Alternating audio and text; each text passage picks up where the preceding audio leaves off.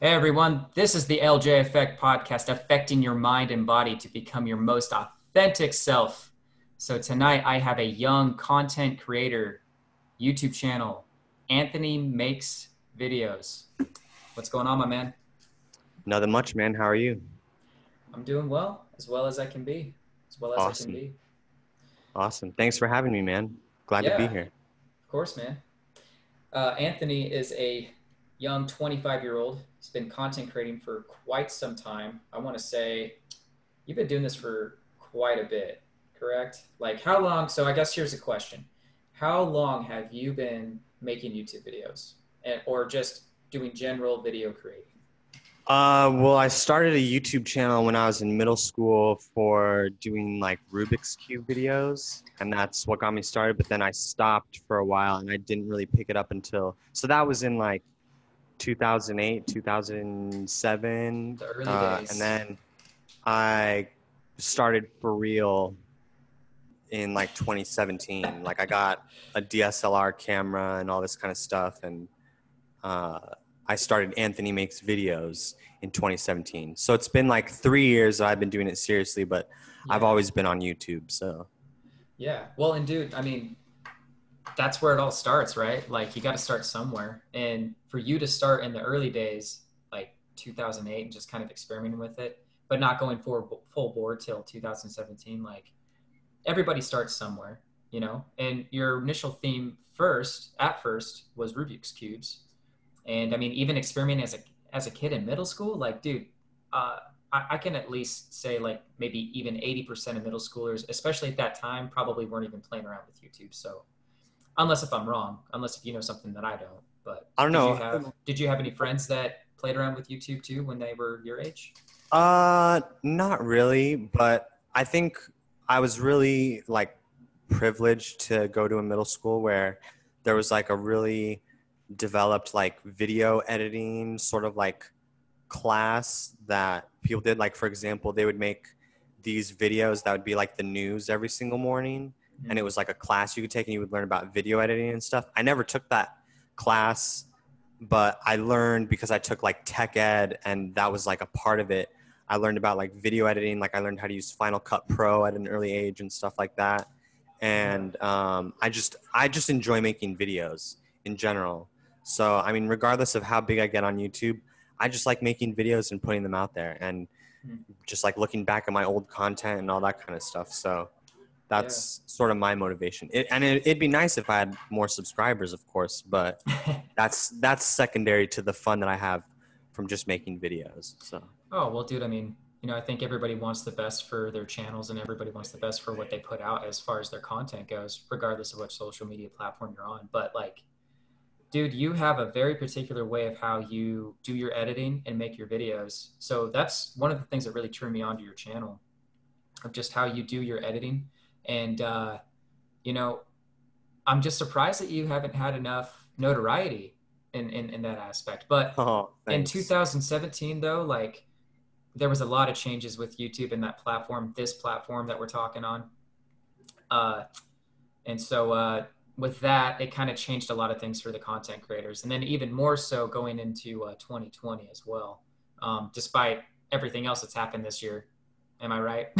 Yeah, totally. Yeah, But we it's won't weird get into how like that. yeah, over the years all this stuff with like Google AdSense being really big and then YouTube getting rid of that more and then Mm, now how it's more about like, being like an influencer and like getting sponsorships and all this kind of stuff. Like mm, it's interesting to watch the evolution, you're right, of like how YouTube does their monetization, but yes, like I said, it's I try to put just content quality first because I feel like that's what attracts views, that's what attracts subscribers, and that's the heart of what a YouTube channel should be about. Is like quality content.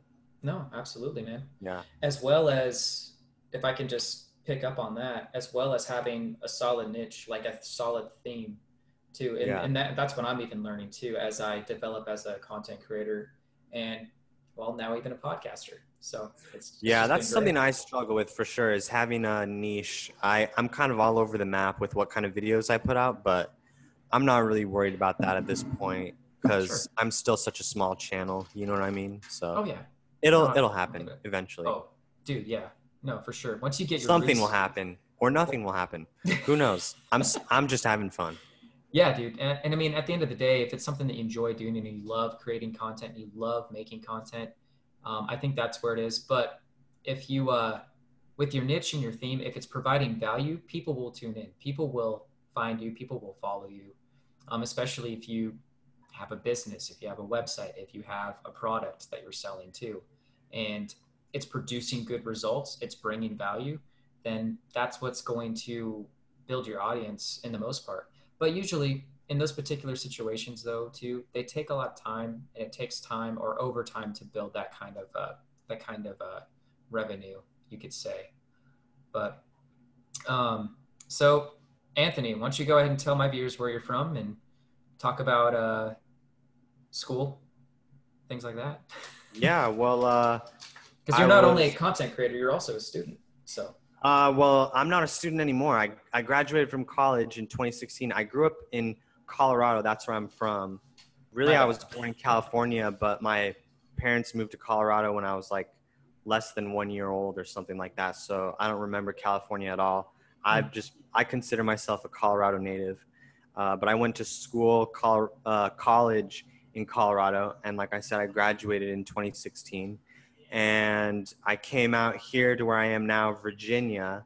I'm out in Yeah. Charlottesville for this job that I'm doing. It's like a research position. So I give off the vibe like a student. I totally get that all the time. Uh, I'm sort of like a grad student who doesn't take any classes really. Um, Hmm.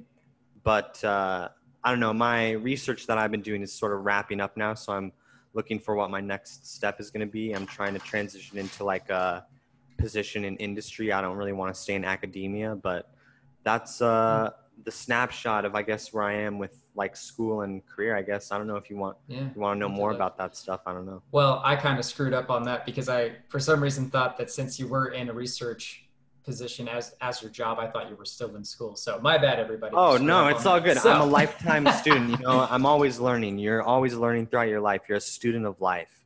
mm, So that's the way I think of it. and that's a good quote too. But I mean, Yeah. hey, this is the real deal. This is raw footage right here. So you'll get all the hiccups and everything that you guys are watching right now. So It's all enjoy good, man. that.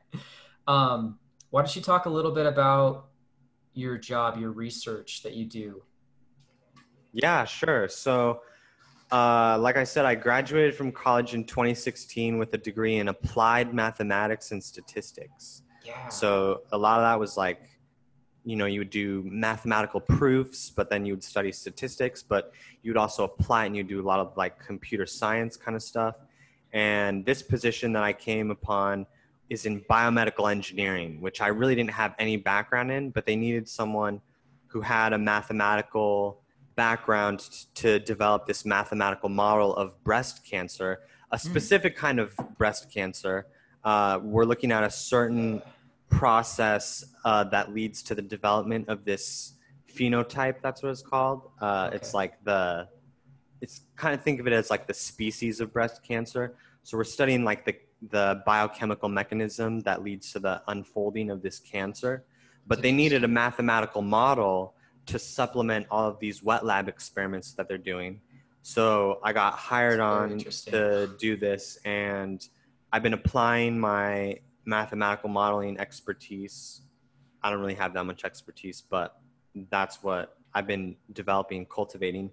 But I've also been learning wet lab techniques. So how to do the Mm. actual experiments that populate the data that I feed into the mathematical model. So we've come up with some results, and we're wrapping up a manuscript. So we're going to publish a paper hopefully early next year. Oh wow. And that's like the climax of the research is when you publish a paper. So we're at the terminal phase, I guess, of the research, if you want to think of it that way. So Right. Okay. And then this is your grad student program basically it's for like your basically job. I work with a bunch of grad students and PhDs and research scientists, and I'm like the only one who isn't actually like in a grad school program, but I do all the research. So that's what I meant by like, I'm sort of like a grad student who doesn't take any classes. Like there's a research component to being a grad student, and then there's like the curriculum.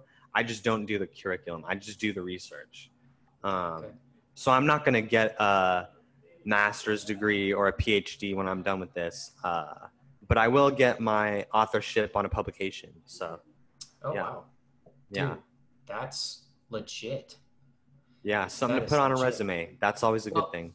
And you know what's interesting is that they hired you to figure out this mathematical equation for this certain kind of, could we call it a strain of cancer, of breast cancer? And they needed someone to kind of research that out and like kind of put together the missing links. Yeah, well, like the You know? idea is that like when you're investigating the biochemical mechanism of this particular cancer, the foundation of your investigation and like the testing of hypotheses is with experiments. So you grow cancer cells in a dish, you treat them with different drugs or different chemicals, or you'll genetically modify the cells in a certain way.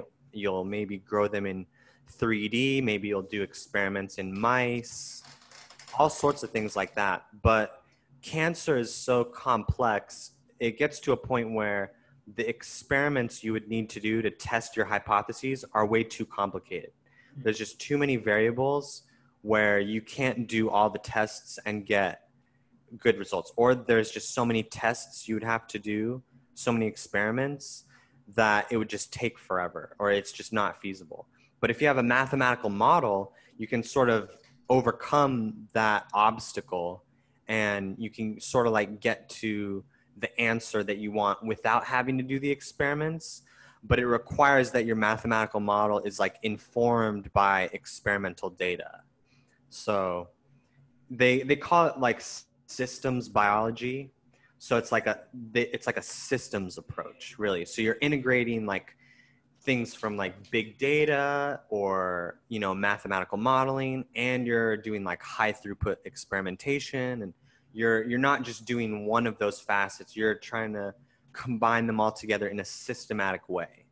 So that's sort of like the approach that this kind of research is taking. Wow. Dude, that's mind blowing. Yeah, but I'm trying to get out of it, honestly, because I really don't have a passion for like biomedical applications really right now. I'm more interested in like the computer science and big data sort of aspects of the research. And like when I've done the experiments, like I'll try to get these experiments done that will give me data for my model, but I'll just kind of screw them up, and the research scientist will have to redo the experiments for me, kind of thing. So that's why I'm trying to get into industry and maybe get into something like aerospace, but just applying the same kind of that mindset of, it's not just big data, it's not just computer science, it's not just mathematical modeling, it's kind of tying all those things together, and that's what the product is. Yeah. Okay. Wow. Yeah, man, no, that's crazy. But that's good though. I mean, that's good that you're getting this kind of life and job experience with something, you know.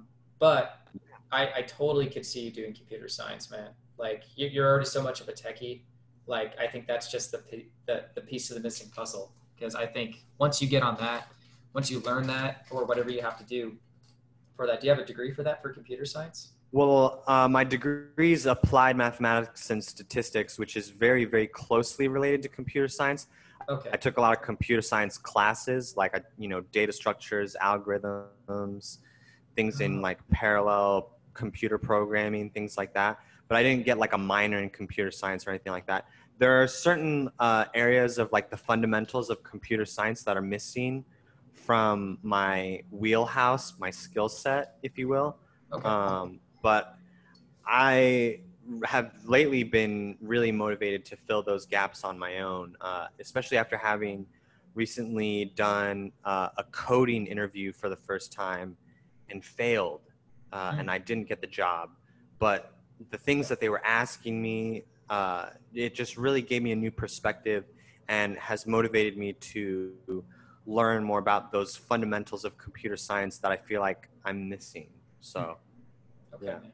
If I could do it all over again and get a different undergraduate degree, I probably would get a computer science degree, honestly, Gotcha. because it's really hard to get. It's so hard to be marketable with an applied mathematics undergrad alone. Typically, you would go and get a PhD in math, but that's not something that I wanted to do. Yeah. But being an undergraduate with a computer science degree, it's real easy to be marketable and it's highly competitive. Mm. So, Yeah. No, for sure, man. I mean, especially with the aspect of coding, like it's it's mind-boggling, like how much it's needed, like nowadays, like or just how many job opportunities there are out there. You know, like anybody could do it, and well, not anybody. I don't want to say anybody, but at the same time, anybody could do it if they worked hard enough, if they actually got around to like getting into how to make those algorithms and like taking the classes with the proper courses and free online stuff. I found it out. I found out about that from a friend of mine, and he was just saying that, dude, like it's feasible, it's possible. You can do coding if you really just put your mind to it and like stay the course, but be diligent about it. You know, even if you're just taking some classes here and there or whatever you're doing. He told me about some program or some free coursework that you can do online. It's on a website. I can't think of it off the top of my head right now, but something similar to teaching you coding as if you were going to college, basically, and learning some form of computer science as well. But at the end of the day, after you learn how to do those kinds of things, you can develop these websites for these different companies or these different people and make, I heard coders were making like between $100 an hour to $500 an hour. And if you do the math on that per week, I mean, it's just crazy well, how yeah, much money there's like is involved median in that. starting salaries are like $70 to $100,000 kind of thing. Oh wow, I A didn't know year that. annually, but like they don't get paid hourly, I feel like. But the way I Okay. think of it is computer programming and computer science, it's like learning how to sculpt Hmm. or how to paint. Anyone can paint if you give them the brushes, if you give them the paint, or if you give them the tools to sculpt, you give them the block of marble, anyone can do it. But there still is, that doesn't mean you're going to be Michelangelo, Yeah, right?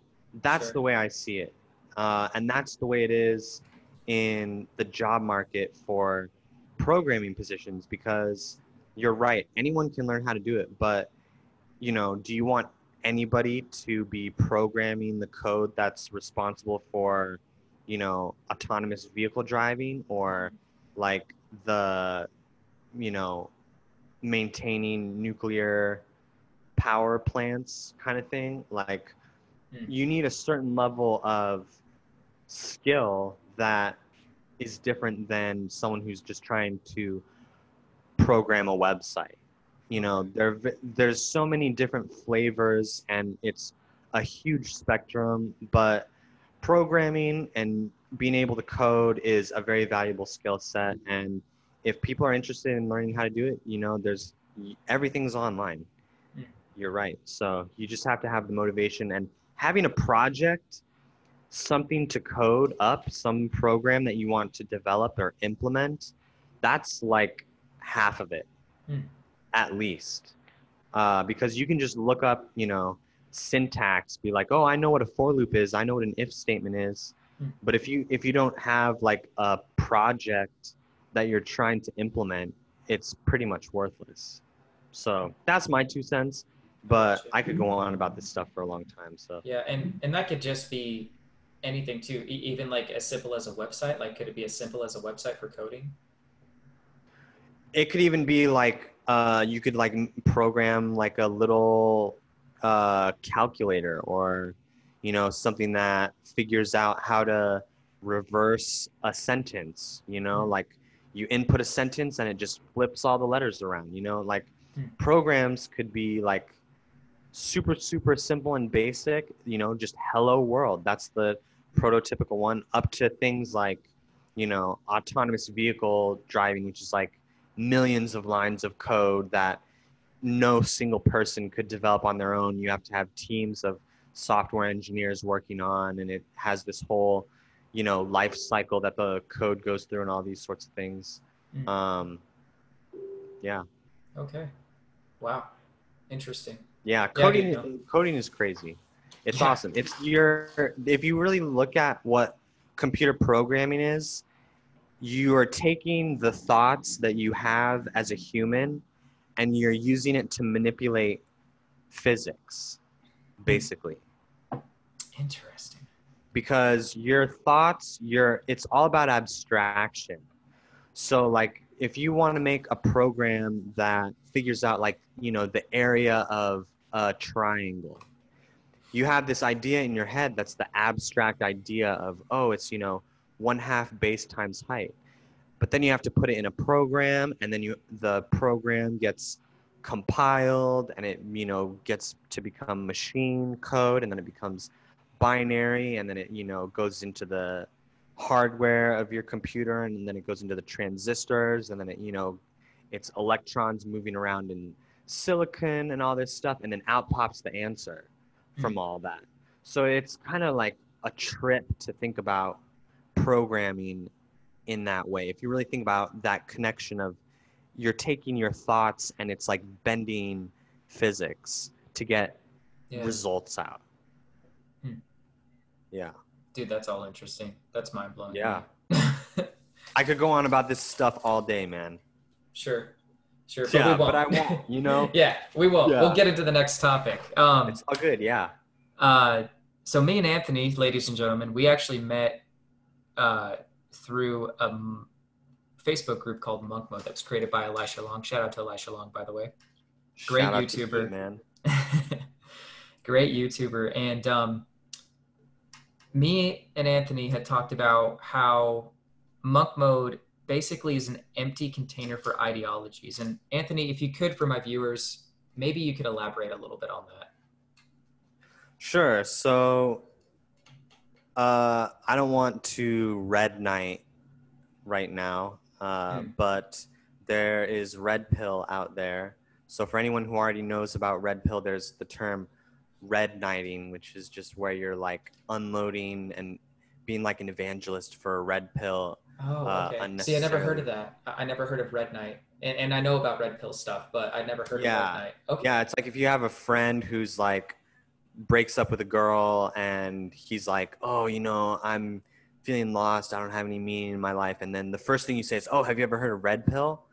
That's being a red knight. So oh, wow. I'm not trying to be a red knight right now, but gotcha. There's red pill, black pill, there's incels, there's MGTOW, MGTOW, men going their own way. Yep.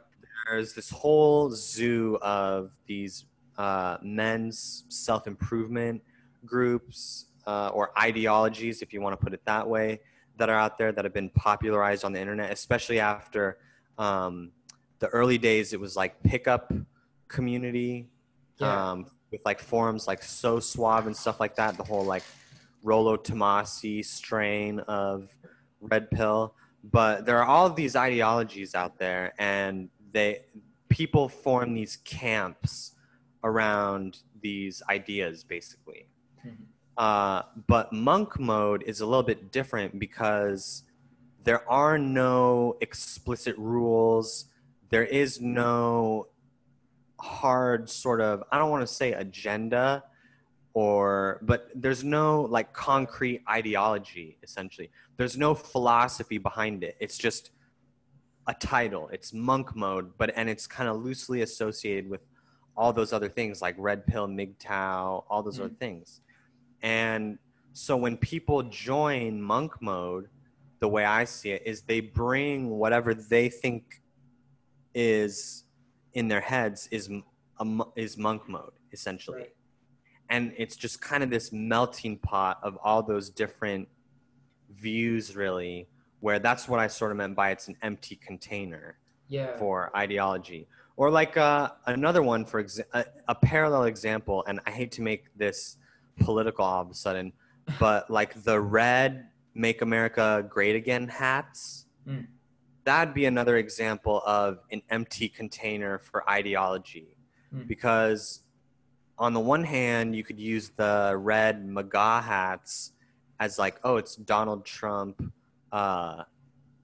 campaigning for election or re-election or whatever.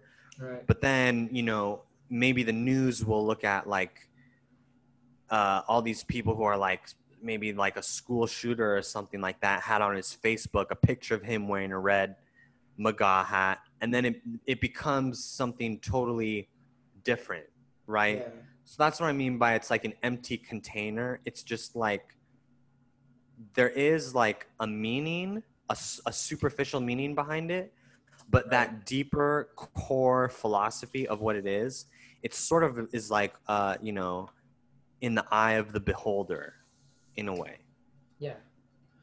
No, I get that, man. No, I think that's Yeah. a good example. I think that's a good example because it can be used in many forms. Like when you decide to set out on, say, I'm going to call them disciplines, but you're putting yourself into a situation to where you're going full monk mode at this idea that you have, or you could even say it's a goal that you want to accomplish. Although I don't even really want to call it that, but like you're getting so enveloped into this work that you're creating for yourself that you go monk mode, and you get into that mode and that mindset to where this is going to get done regardless of my relationships, my occupation. I'm going full board. Does that kind of make sense as a generalization? Like what you just said, that's like one take of what monk mode means. But then someone else could say, oh, monk mode is a very specific like set of rules around no PMO, for example. That's a good point too. Where it's something specific like that. It's not like what you were describing, and correct me if I'm wrong, it's sort of is like being like a monk, where you're embracing sort of like an ascetic lifestyle almost. You're like being more minimalist. You're very narrowly focused on your own self-improvement or your own goal or something like that. That's what I mean by there's just this nebulous cloud of possibility that monk mode, it's not one thing. You can't really put it in one box. It's just like an empty container. Gotcha. It's just whatever you pour in there, that's what it is. Right. No, that makes sense though too. But I'm more in line with what you described it as. Yeah. Where you go monk mode, like you go into the mode of a monk. Mm-hmm. You know what I mean? Well, and that's sort of my interpretation. Yeah.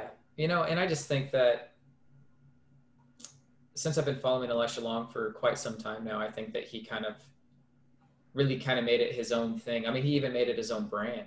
I even talked about this with another friend of mine. We were talking about how he was able to get everything set up and kind of just initiate that and push it out. At first, he was doing it alone, and he was alone for a long period of time. And correct me if I'm wrong, Elisha, if you're watching this, but then he was able to team up with some friends of his, and he was able to kind of get something going as far as just being kind of like the spokesperson for the group and his new website and his brand and everything. And he really kind of made it into his own thing. But another point I wanted to share though too, I read the book Monk Mode by an author formerly known as Victor Pride. He no longer goes by that name. Never heard of that book. Yeah, it's a PDF. I read it, and he kind of set up, like you said, it's kind of an empty container. So these guidelines and how he structured his book, he set up some specific exercises, a regimen if you're trying to accomplish something. Basically, the other headline of the book is, I think it's called The Path to the Ultimate, or Path to the Enlightened Ultimate. I may be saying that wrong right now, but he has a listed diet for what you're going to do, and you just kind of take off from there. And he even ties in some things of like yoga practice with like sun salutations that you're going to be doing like 3 times a day, and then a form of meditation that you're going to be doing about 3 times a day. And they're different. Okay. like a couple different aspects included in those exercises. And then basically what you're left with is what you're focusing on at the time, whether you're developing a website, you're writing a book, you're maybe it could even be occupational. So you're trying to get into this new career or get that promotion you're trying to get at your job. Something along the lines of that. It's been a while since I read it. I did do a video review on it as well on my channel. It did pretty well for the views that I got at the time. And he was still pretty big around that time too. He had a podcast and everything. Great podcast, but he stopped everything. He stopped all of it. But anyway, so those were kind of some ideas and I guess you could say maybe some ideologies that I had of when I got introduced to monk mode.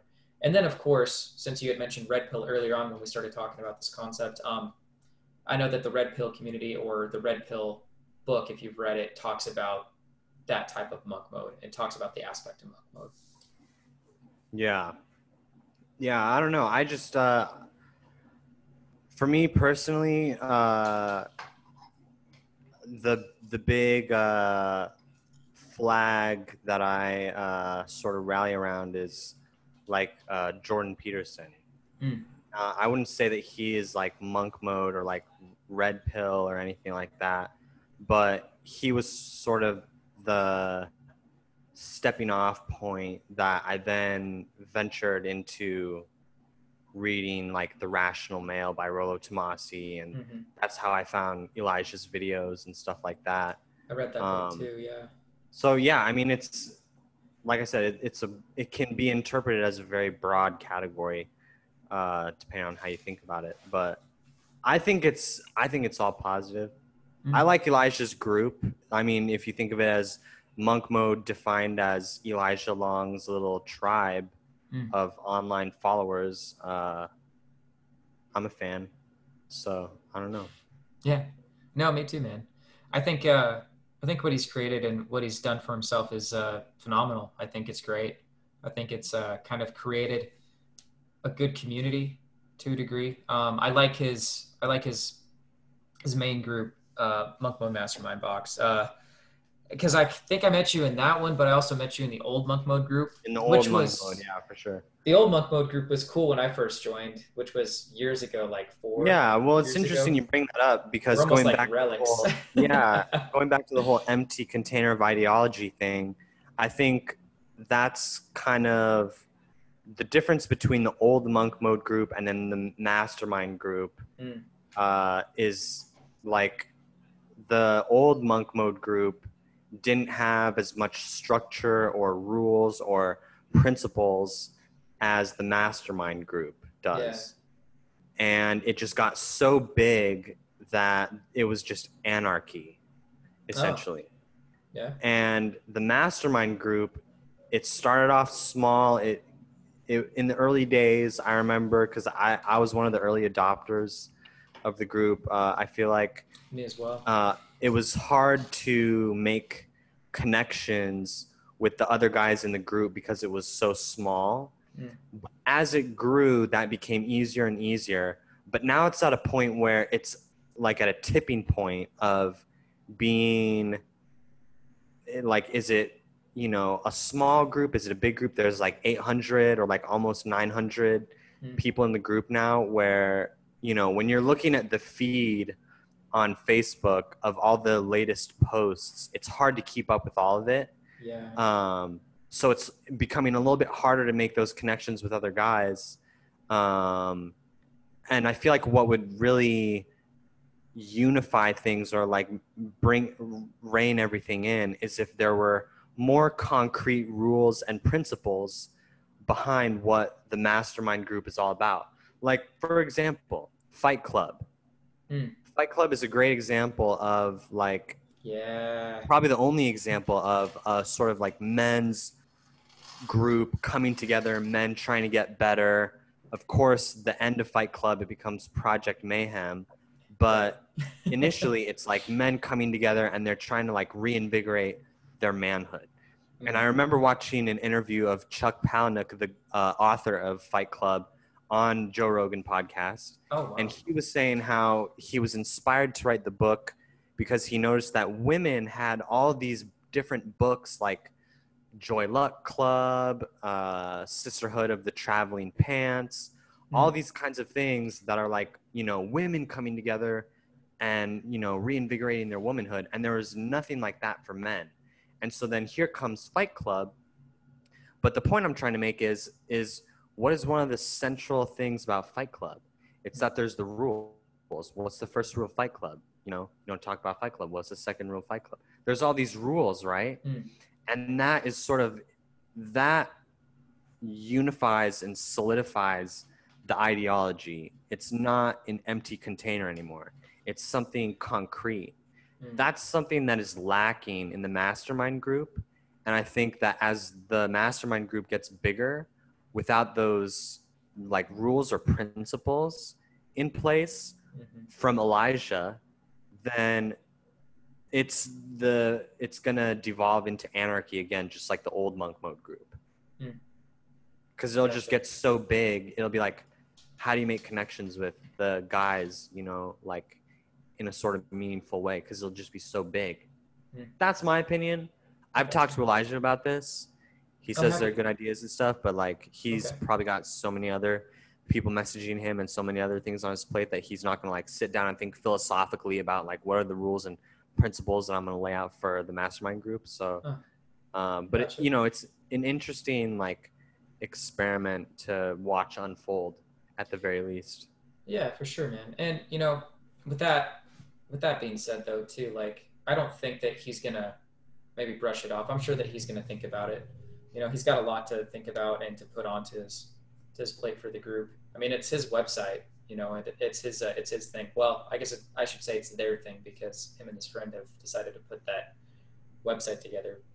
But he does, as far as what I've been seeing, as far as his content goes, it does seem like he has taken on some different ideas and kind of broadening his horizons a little bit, just because I've noticed that he's doing more kind of one-on-one coaching with his Patreon as well, and just kind of branching out in that direction with High Thumos coaching. I didn't see his latest video. I saw that it got uploaded. I hadn't watched it yet. I was about to watch before we got on. I was like, yeah, last one. I'll hold off on that till I get this podcast done. So I didn't catch what his last one was. Last one I saw was the watermelon sugar High Thumos 18-second video. Him in the gi, no belt though. I didn't see a belt. I wanted to see if he could tie his belt properly. Oh yeah. But I'm gonna post on the mastermind group. I want to post a picture in the gi with my belt, and then no gi with the rash guard, and then say, everyone who grapples, I want to see your gi, no gi picture. Yeah. I want to see those belts tied properly. I gotcha. Yeah. I gotcha. I'm sure he knows how to do it. He's probably just cutting loose and trying to bust a move dancing to that music video. Yeah. Making his own music video. I thought that was kind of funny. I thought that was funny when he did that. But yeah, no, his latest video is High Thumos coaching. So I think he's got something else going on with that. And for me, following him as long as I have been following him, I kind of have an idea of what he might be doing next as far as his next idea or his next project goes, probably. Well, he was talking about he wanted to like start a gym or like own an apartment complex and like have a community in real life that's like centered around that, like having the community in the gym that he owns, or like having the apartment complex and then like helping out young up and coming men and like giving them a place to live in those apartments kind of thing. Like he talked about that. I asked him that in one of the live calls that he did a couple weeks ago. Oh, okay, and we're in that. That's nice. What I'm pretty sure he even said in his video. That was what his goal was for doing the High Thumos coaching in the first place, is to fund towards that ultimate goal. Oh, wow. Wow, I didn't know that. That's crazy. The last live call I was on was back in June, so it's been a while. Well, you'll get a chance tomorrow if you're not doing anything. I'll be working for a little bit, and then I got some other stuff I got going on tomorrow, but yeah, it's all good. Yeah. You know, you mentioned Jordan Peterson. Yeah, that's right. I'm curious. So Anthony, how has Jordan Peterson affected you in your own personal life? And maybe we could talk about his return home in his latest video. Yeah, man. Well, I would say he's had a pretty profound influence on my life. I discovered his uh, lectures around the time 12 Rules for Life came out. Me too. I may have seen like clips of his earlier interviews on Joe Rogan on YouTube and stuff where he was like doing the whole like clean up your room stuff. Clean up your room. And that's where I started too, man. I started with yeah, Joe Rogan. I watched those podcasts, and then I started but seeing his lectures. I read 12 Rules for Life, and then what I did is I'm a big proponent of vision boards. And so what I did was I wrote on one of my vision boards, part of it is I wrote all 12 rules down.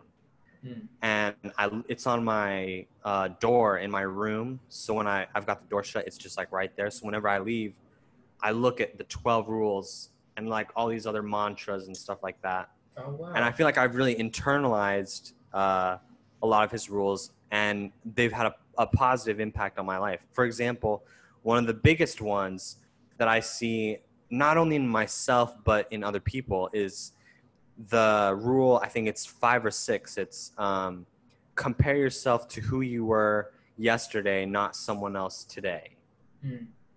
And that one has really stuck with me. Of course, clean up your room. That of course that's not the exact rule. It's something like, don't criticize the world unless, I don't know, I forgot what it was.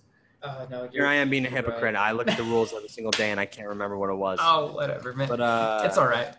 Yeah, but and I'm always telling people about like all of his sound bites on gender differences have really impacted my thinking and how I just like go about in the world, because like, it sounds cliche, but all the stuff he says about lobsters and dominance hierarchies and higher status, higher access to resources, and women tend to mate across and up dominance hierarchies, whereas men mate across and down dominance hierarchies. I've really taken a lot of those things that he pushes out there. I've taken them to heart, and it's really sort of shaped my worldview in those ways. So, yeah. Yeah, and it's great to see him back. I'm looking forward to his next book coming out that has been delayed because of all of his struggles he's been having in his personal life. But, it's good to see that the man is mortal too. And it's good to see him come out of the abyss. Yeah. That's another one of my favorites of his is because I watched all the Maps of Meaning lectures, and I even started reading Maps of Meaning, his first book. Yeah. I got a couple hundred pages in, but it's very, very dense, like technical psychology, philosophy, and but he talks about the story of Pinocchio, and where Pinocchio is rescuing his father from the belly of the whale, and all of the allegorical meaning behind that and stuff. Like, that has had a huge impact on how I see the world, how I approach the world, and things like that. And I think Jordan Peterson's a great guy. My sister disagrees 100%.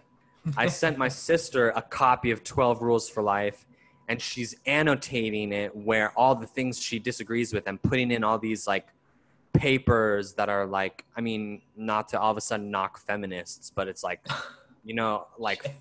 feminist literature that is like refuting Jordan Peterson's ideas, and she's going to send it back to me eventually. But, he is a polarizing figure. But it is what it is, I guess.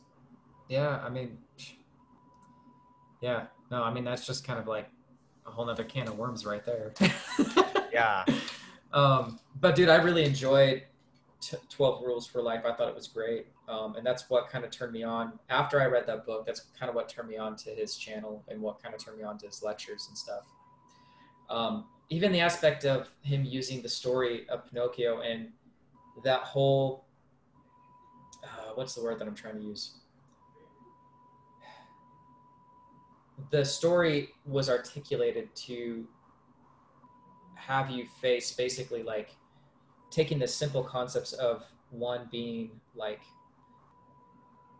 the boy growing into a man and then rescuing his father from the deep abyss. You know, and it was taking that kind of allegorical, yeah, that's what it was, a good allegory. That was the word I was looking for. It was a great allegory explaining that about how a lot of individuals, men and women, deal with that in their own personal lives. And really, like, when they look in kind of, when they look into the abyss, we could even call the abyss life, they see the reflection of their father. And he's mentioned that a few different times, at least in some of the videos and content that I've seen him in. And that's always really strung a chord with me. And I've always just thought that that was interesting. The same allegorical sense also goes to, because the Pinocchio story I remember as a kid growing up wasn't the one that I read in a book, but it was the one that I watched on a Disney movie. And he actually kind of refers to that in one of his lectures when he's talking and speaking. But he also brings it up again in a similar sense, the same allegorical sequence of Pinocchio rescuing his father from the abyss in The Lion King, where I was about to say, where Simba is looking at his reflection in the pool and he sees the reflection of his father staring right back at him. And that was him looking into the abyss, looking at his dead father. yeah. You know, and a lot of those concepts can be kind of tied into our lives where, allegorically speaking, when we go into the abyss, when we go into life and we're searching for meaning, we're living our lives, we're going deep, you could say,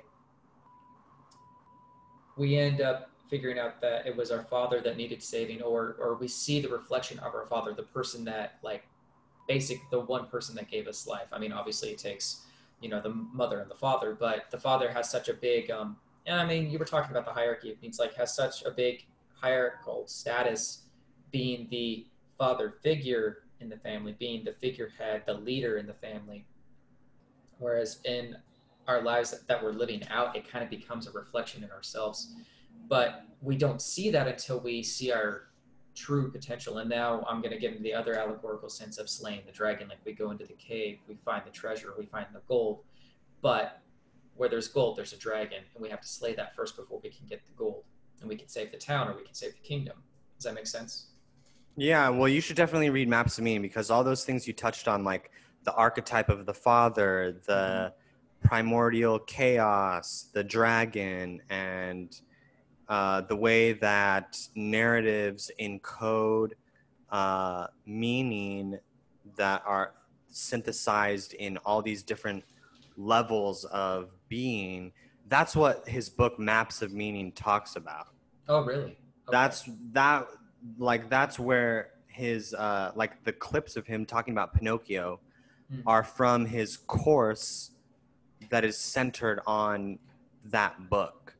Wow. Like, it's an upper level college psychology major course where they literally read and study that book, and like it's like Jordan Peterson's whole like philosophy of like narratives and meaning, and like how those get integrated into our psychology, and like how those different archetypes, like, you know, there's like a terrible father, and then there's like a, you know, a just father, and then there's like the terrible mother, and then there's like the loving mother, and then there's like the hero and the dragon, and then there's the chaos, and da da da da da da. And he like has all these diagrams where he links it all together. I don't know. I'll send you some links, or I'll take pictures of the book, and you'll be like, oh, exactly. Sure. I wish we could put it up on the screen right now, and then the viewers would be like, oh, that's what they're talking about. But Yeah. yeah. Well, and that's interesting. Wow, I didn't even think I was talking about the book, first of all. Well, I mean, Jordan Peterson, Because if I that's did just like touch his on whole parts of the book, framework. So he's just dishing it out all the time, you know? yeah, like I never read the book even, but I mean, if I was just talking about some small parts that are included in the book and what he talks about in the college courses, I'm a mind reader. I'm just Yeah. Well, I mean, I feel like Jordan Peterson's goal as a professor and stuff is to spread knowledge. So, I mean, he's doing it in multiple vectors, whether it's a book or podcast or lecture or whatever. He's trying to get these ideas out there, because what's the way that he phrased it? It's like, what are you going to write with your pen of light? Oh. That was like how he ended 12 Rules for Life. Oh, And right. so he like That's where that's the that way came from. that's what he thinks, I feel like. And I don't know. I'm a big fan of Jordan Peterson, Yeah. regardless of what my sister says. No, because I read and I listened to his book, and it strung a chord with me, and so I was able to really resonate with what he wrote in that book. And it was very long and very dense. So with the fact that you're saying that Maps of Meaning is also very long and very dense, It's I more. It's way more like if 12 Rules for Life is like a dense to me, 5 dense, yeah, then Maps of Meaning is like a 10. okay. Because you Yeah. see, to me, like reading 12 Rules of Life was like a 10 for me. So if I read Maps of Meaning, it's probably going to be like a dense 20 for me because It's like almost there's only intractable. Like it's hard for me to read like even a few pages at a time because Mm, when I heard about how his writing style, he literally will like it's very craft dense. the different words in the sentence and he'll like rearrange them and he'll like rearrange the sentences in the paragraph Mm, and then he goes into this like granular detail of like writing this book. yeah, It's just so dense yeah. and Like technical, I very technical. love, I do love his writing though. It's just sometimes I have to slow it way down for me to like absorb it. You know what I'm saying? Like, I mean, I guess it Yeah, kind of goes back to me just restating or just repeating myself saying that, yeah, it's a dense book. But I mean, the guy's a college professor, in psychology, and he's a psychologist. So, I mean, what do you expect? And really, what the topics that they talked about on the Joe Rogan podcast with him and Joe, and like, I think I want to say it was like the first three podcasts that he did with Joe, and then some because there was like two more or three more I want to say because there was a time where him, Joe, and Brett Weinstein were on the podcast right. together. I saved all those just because I thought it was interesting that he had come back on the show so many times. A lot of those topics and those issues that he was talking about too really kind of brought to light, just like kind of what was going on with, college and our society and things like that, and how there definitely has to be some sort of a change. You know, I'm kind of just being vague, but man, there's just so much that they talked about. But anyway, I really resonated with those podcasts, and so for me, like I had to save those and just re-listen to them again and again because they were so long, like almost 2.5, 3.5 hours long, Yeah. because of everything that they covered and talked about, especially with his touring, his various interviews. Um, even once he went on his 12 Rules for Life tour worldwide, which was amazing. I'm glad that he got to do that and that he did that after his book came out. Do you know what the name of his next book is going to be? I think it's going to be like 48 Rules for Life, something like that. Because Serious? yeah, No do you way. know who Akira the Don is? Yeah, I do. Those were the voice clips that I actually listened to. Yeah, where he like puts the Sound music on it bites. and stuff. Yeah. Uh, at one point, Jordan Peterson actually interviewed Akira the Don for Jordan Peterson's podcast. Jordan Peterson interviewed Akira the Don for What? his own podcast. But then in return, he recorded himself reading off these 48 rules for Oh. Akira to make a track out of, sort of like in anticipation of his forthcoming next book. But then he ran into all that stuff and he delayed putting the book out and stuff. Because you know how 12 Rules for Life came about? Hmm. Was Jordan I mean, Peterson answered a question on Quora. You know what Quora is? I do not. Quora. It's like a place where like people ask questions and then people post answers and then you upvote or downvote the answers. And someone asked, "What are your best tips for life?" And that was like the top question, first of Mm, all, on Quora. And then Jordan Peterson got the top answer on that question. mm.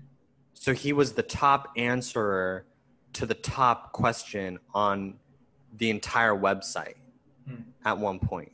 And so he had a list of these rules, and he brought that or like a publisher approached him and they're like, we're going to make a book out of this, but we have to narrow it down to fewer. I think he had like way more tips at first, more than 12, but he narrowed it down to 12. But now his second book is like elaborating on it and doing like more of those rules from that sort of from that same like original concept that he had like answered on that Quora post.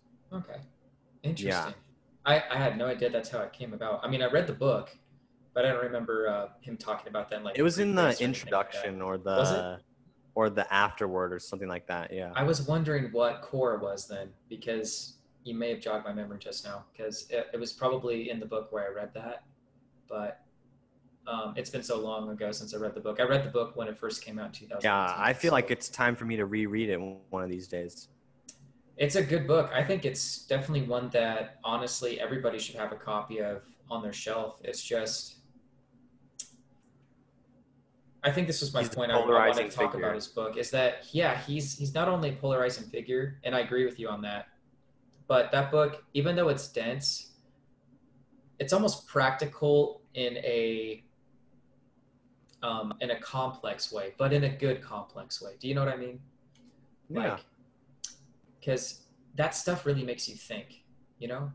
At least it did for me. It really made me think. And dude, I was highlighting lines, pages from his chapters. That's good. In the book, man. Like, that's how much of an influence it had on me.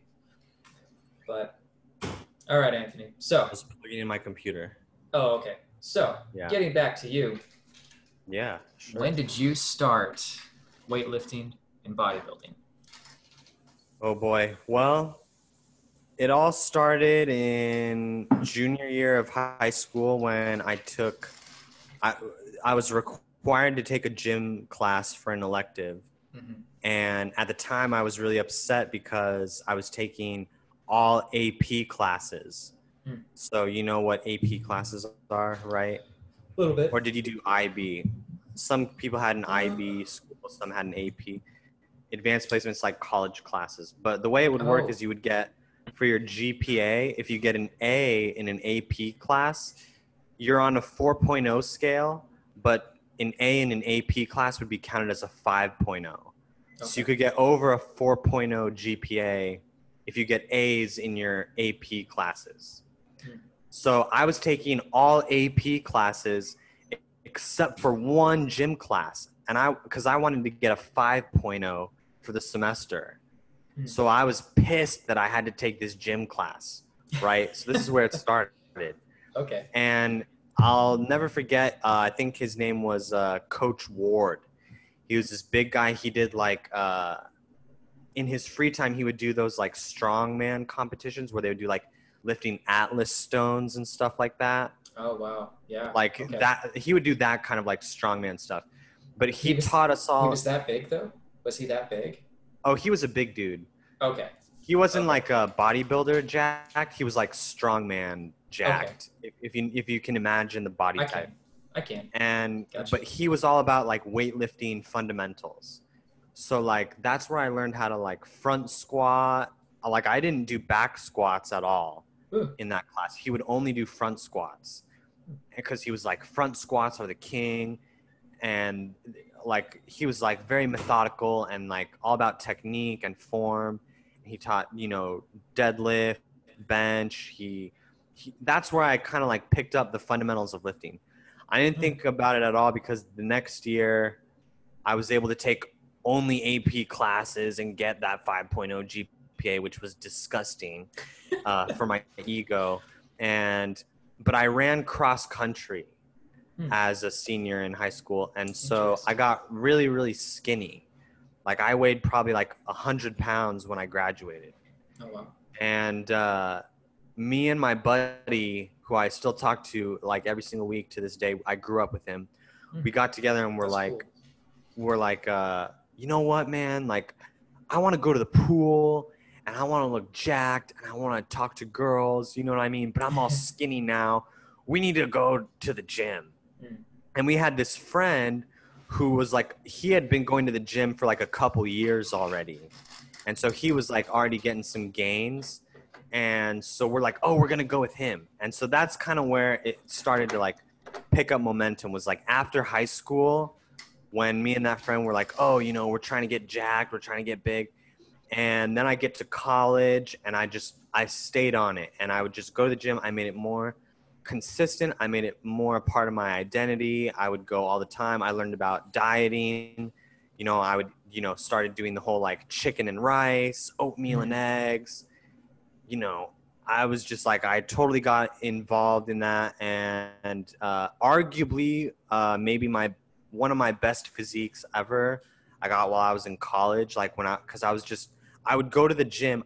I even had a class that was the gym. Mm-hmm. And That's so, yeah, so I would like go to the normal gym in between days where I would have the gym class.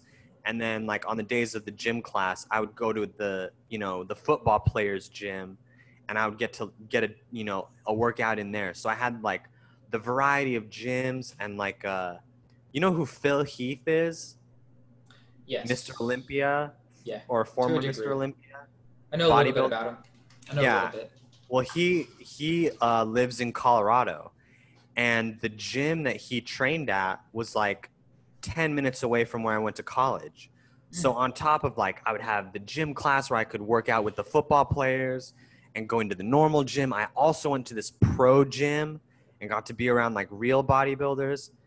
And so all throughout college, I like it like came to a peak. And then I kept on going outside of college. And then I don't want to pull this as the excuse, but it's like, and then COVID hit, and now I've gained my COVID 19 pounds, not 19 pounds, but like, but you know what I mean? Where like, I I'm got you. looking at I'm trying to take the selfies and like, you know, get the girls to look at them on my Snapchat story, and I can tell, you know, like they're not as enthralled as they used to be when my abs were more popping. You know what I mean? And like, I know what you mean, man. so that's been my, but you know, I learned along the way. I met like friends who had done like bodybuilding shows, and they taught me how to pose properly. And they taught me the importance of posing, because, you know, when you're shredding, it keeps your muscles full of glycogen and, you know, all that kind of stuff, and keeps them full. And right. So that's I guess the chaotic story of my bodybuilding career. But yeah. Well, I mean, I'll touch on that a little bit too. You even helped me out with my competition in 2018, which I appreciate. I remember that, man. Helping me out as with much that. as I could, yeah, from afar. Yeah, from afar. It's all about the posing. It did come down to that when I was starting to just dial it in. The thing that was shitty about it at the time is that I didn't really have a coach. I had a trainer for about roughly 6 months. I only saw him twice a month, but that was mainly for training to get me in shape. And dude, we got me pretty big. We got me pretty big at the time. And then the cardio and the posing was all on me. And I ended up just doing that whole competition just first time by myself. And you got some hardware. I did end up getting some hardware. I did place. I can at least say that I at least placed. And to me, that was worth it. The fact that I was able to place, you know, and I would love to eventually in the future do it again. If I do it again, though, I want to do it right, and I would like to get a coach. I just got to have a little bit more of this before I do. So. Yeah, that's what we all need, man. But dude, I mean, as far as like, you know, COVID-19 hitting us, I mean, a lot of people got out of shape because they got put, you know, under the lockdown and all that. And I know a lot of people ended up training from home, or some states have been opening back up and people have been going back to the gym like crazy and trying to get in shape. So, you know, you're well on your way back there, and I'm sure that you'll get back there again, man. Thanks, man. You just got to give yourself some time, and also be patient. Patience is key. You know, give yourself that time, that consistency, and that patience. And yeah, it's the consistency that kills me is really what it is. But I feel like I get it once the ball is rolling, you know, it becomes easier, right, to be consistent. So it's just getting to that point where the ball is rolling. And I've just you know, it's the typical excuse. I've just been so busy with work lately, you know what I mean? That like, Oh yeah. that I just haven't been going as consistently as I should. But to all the girls on my Snapchat, it's coming back. You hear that, ladies? He's coming back. Yeah, you can check out all my thirst traps. Be back in black. Yeah, Not like man. the ACDC song. But yeah, dude, no, I mean, I've seen your older pictures, and yeah, you had a really good physique. You had it dialed in. So I mean, Thanks, man. I think you'll It's get it something back. where it's like you don't know. I had it that dialed in too at the time when I did my yeah, competition. I So. feel like looking back on my pictures, like I'll see the Snapchat like memories will pop up. You know what I mean? Where it's like, oh, you posted this 2 or 3 years ago on this day, and it's like back when I was taking those pictures, I didn't even realize that I was in like arguably some of the best shape of my life. I kind of took it for granted. You know what I mean? Like when you're there, you don't even realize that you're there, sort of thing. And oh no, that's so true. yeah, That's so true. I mean, I was so close to getting down to maybe, because I wasn't at 10%. I was still holding water in some places. But dude, I mean, that was me doing it all by myself because yeah, impressive. I did not pump up on that glycogen till like show day. Like I was mainly doing keto for the most part for my dieting. But dude, I mean, I felt so much stronger doing that diet, and I felt like I bulked up on it pretty good doing it that way. Plus, I was working 8 hours a day too on top of that, and then going and training and working on my posing and all that stuff and the coaching. You know, for me too, it was like when I was a waiter and I was like walking around on my feet all day, and I would get food from the restaurant, and then I would leave and go to the gym after work. It was like I had done the cardio already of walking around on my feet all day. And like now I just sit on my butt and, you know, program all day. Like it's totally different like lifestyle, and it's just, it is what it is. But, you know, like I said, it's coming back. Stay tuned. Yeah, man. So you'd also gotten into jujitsu about what, like last year? Did it for about a year and a half. That's right, man. Shine some light on that for my viewers and tell me about your experiences and everything you've learned. Jiu-jitsu is a whole other beast compared to bodybuilding. It definitely is, and I have a little bit of experience in that as well. Yeah, as far as mixed martial arts go.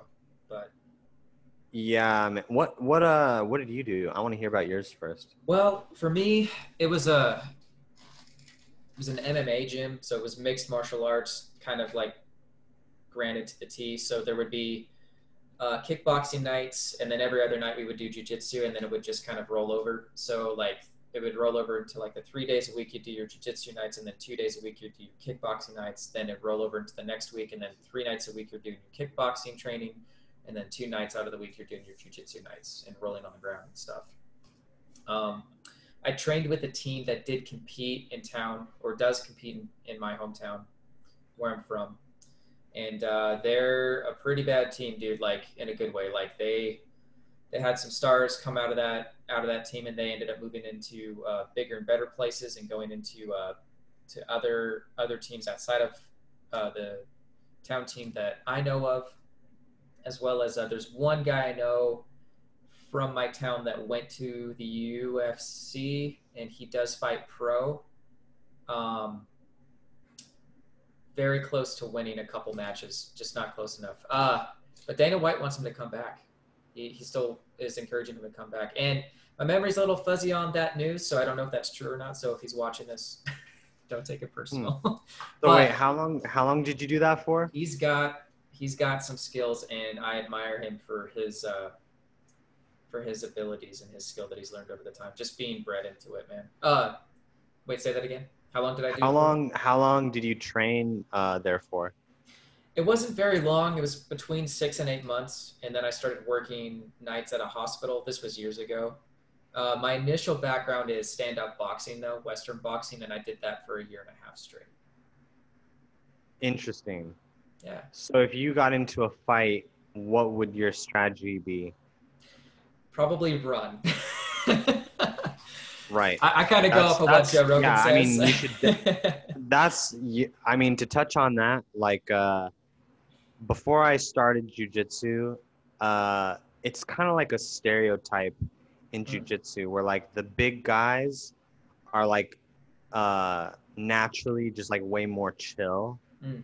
and it's the smaller guys who are like more scrappy and like Scrappers. Yeah. fidgety, and they want to fight They're like at little first energy kind of thing. balls, I've noticed. Like, because I was Yeah, kind of, and like because I'm a I pretty was short dude and I was kind of tied into that kind of group.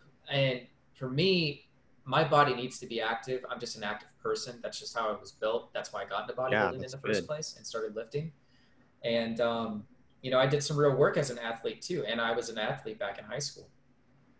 Uh, but Yeah. being around that particular group, yeah, I noticed that between the big guys and the small guys, it's always the smaller guys that were a lot more scrappier, had more energy. They always wanted to fight, but the bigger guys were more calm, laid back.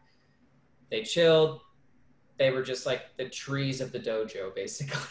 The wise old Yeah, so trees, man. like I started off doing jujitsu because I watched UFC, and I would see Khabib, and I would be like, okay, he's going up against a guy who has striking, and look what happens. The grappling is a puzzle that is hard to confront if you're not on that same level of grappling, basically. Like you can be striking and the grappler is going to take you down and put you in a submission. And so that inspired me to take up jujitsu. What happened was, uh, is my roommate at the time, he found the gym that does jujitsu, but they also offer Muay Thai. Mm.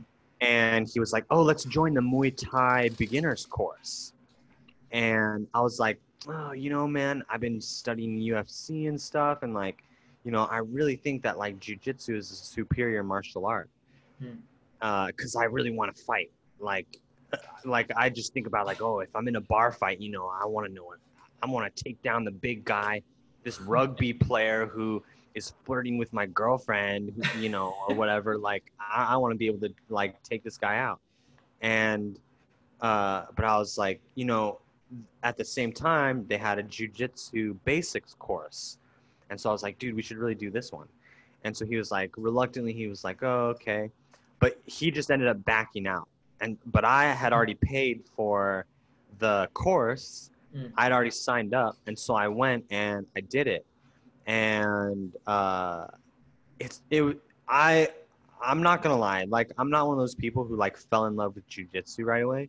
It's kind of always been like, I've had this like fear because Mm. it goes back to wanting to fight, like Mm-hmm. being in a bar fight or something like this. I was talking to some other guys in monk mode the other day about fighting. They're like, "Why do you want to get into a bar fight?"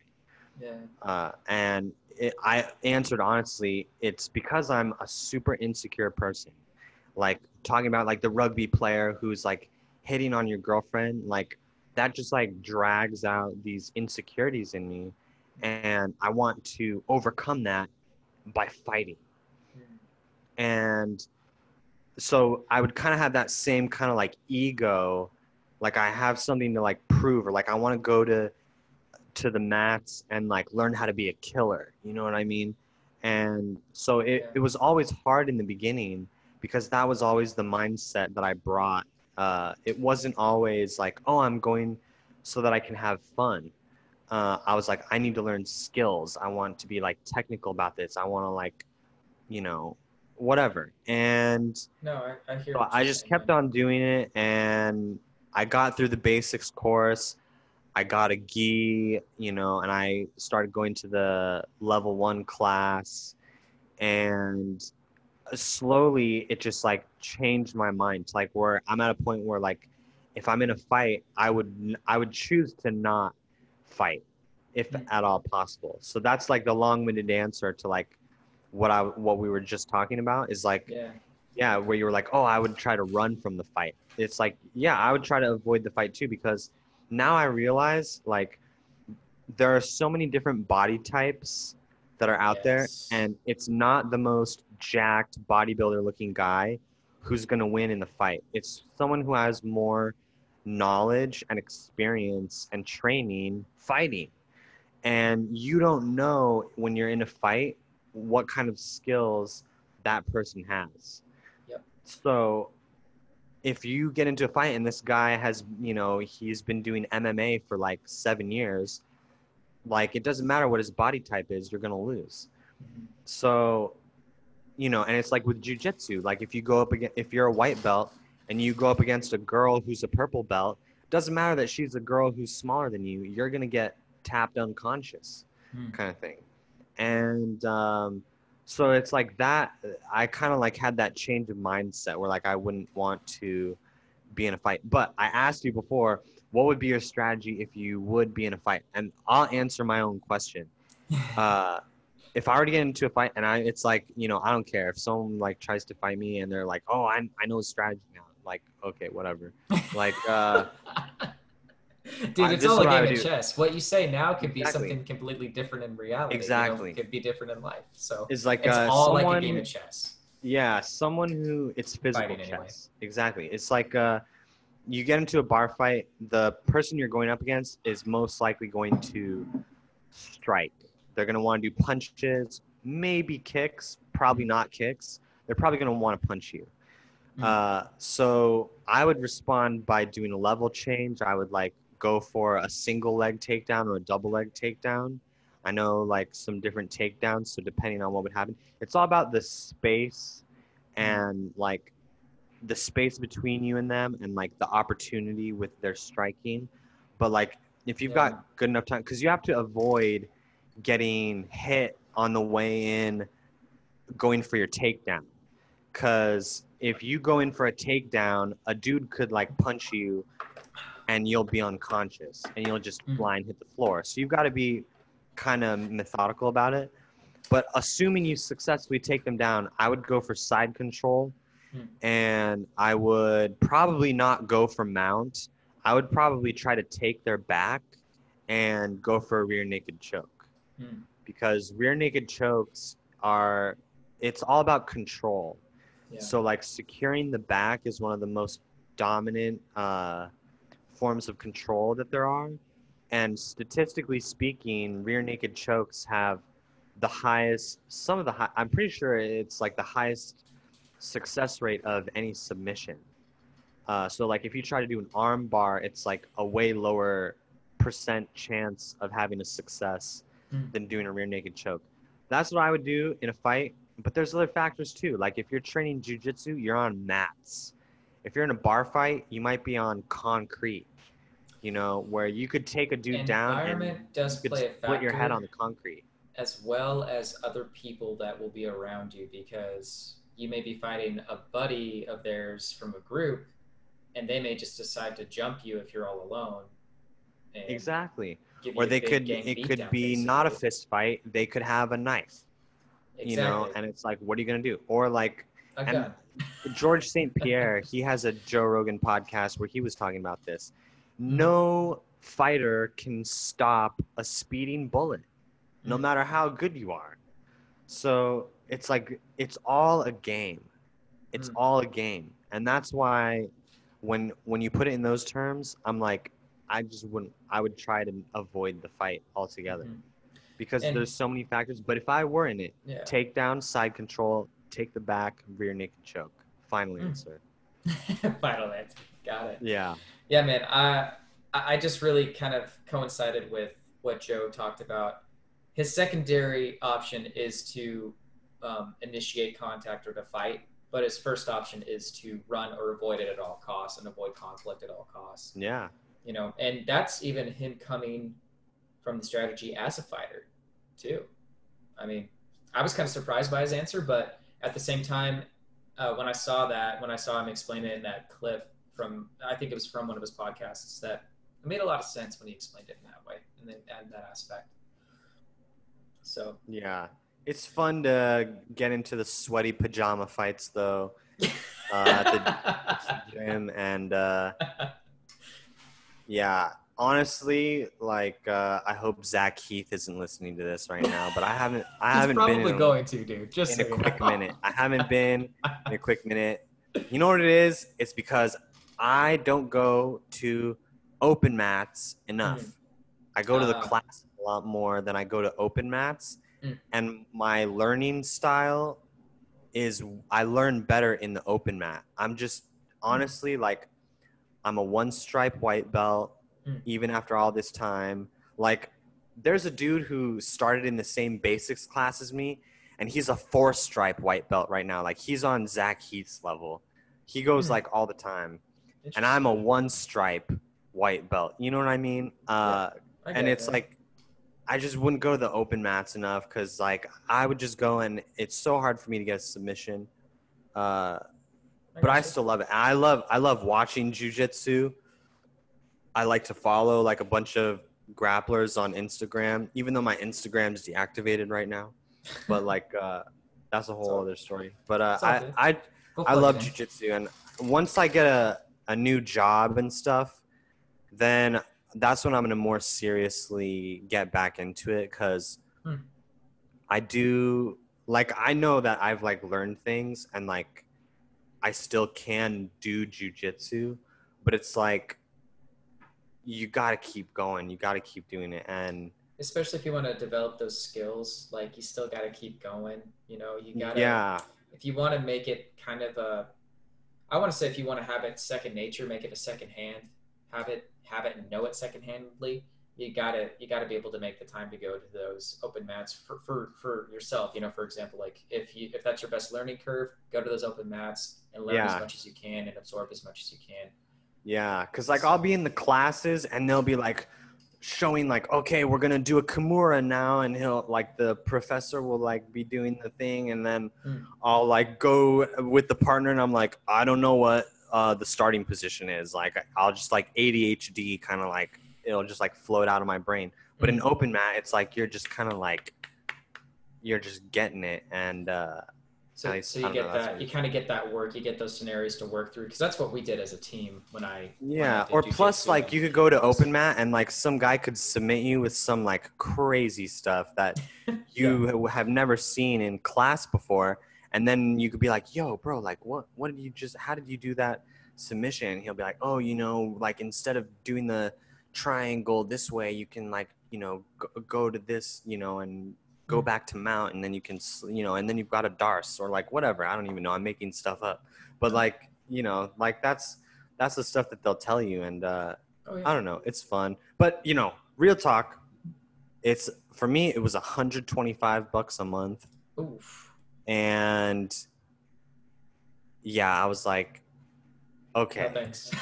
Well, no, I went for like a year and a half and all that, and then COVID Okay. hit, and then I was like, my bank account just needs a break for a little bit. Yeah. Like that's why I was talking like just now about like once I get a new job, hopefully imminently, then like I'll move somewhere else and I can join a new gym, and I'll kind of get like a fresh start, and Sure, man. Do what you got to I'll do. get all those kinds of things. Yeah. No. So, but I love jujitsu, man. I think Like, it's a great martial art. yeah, I think it's great. I like this is just like a general thing.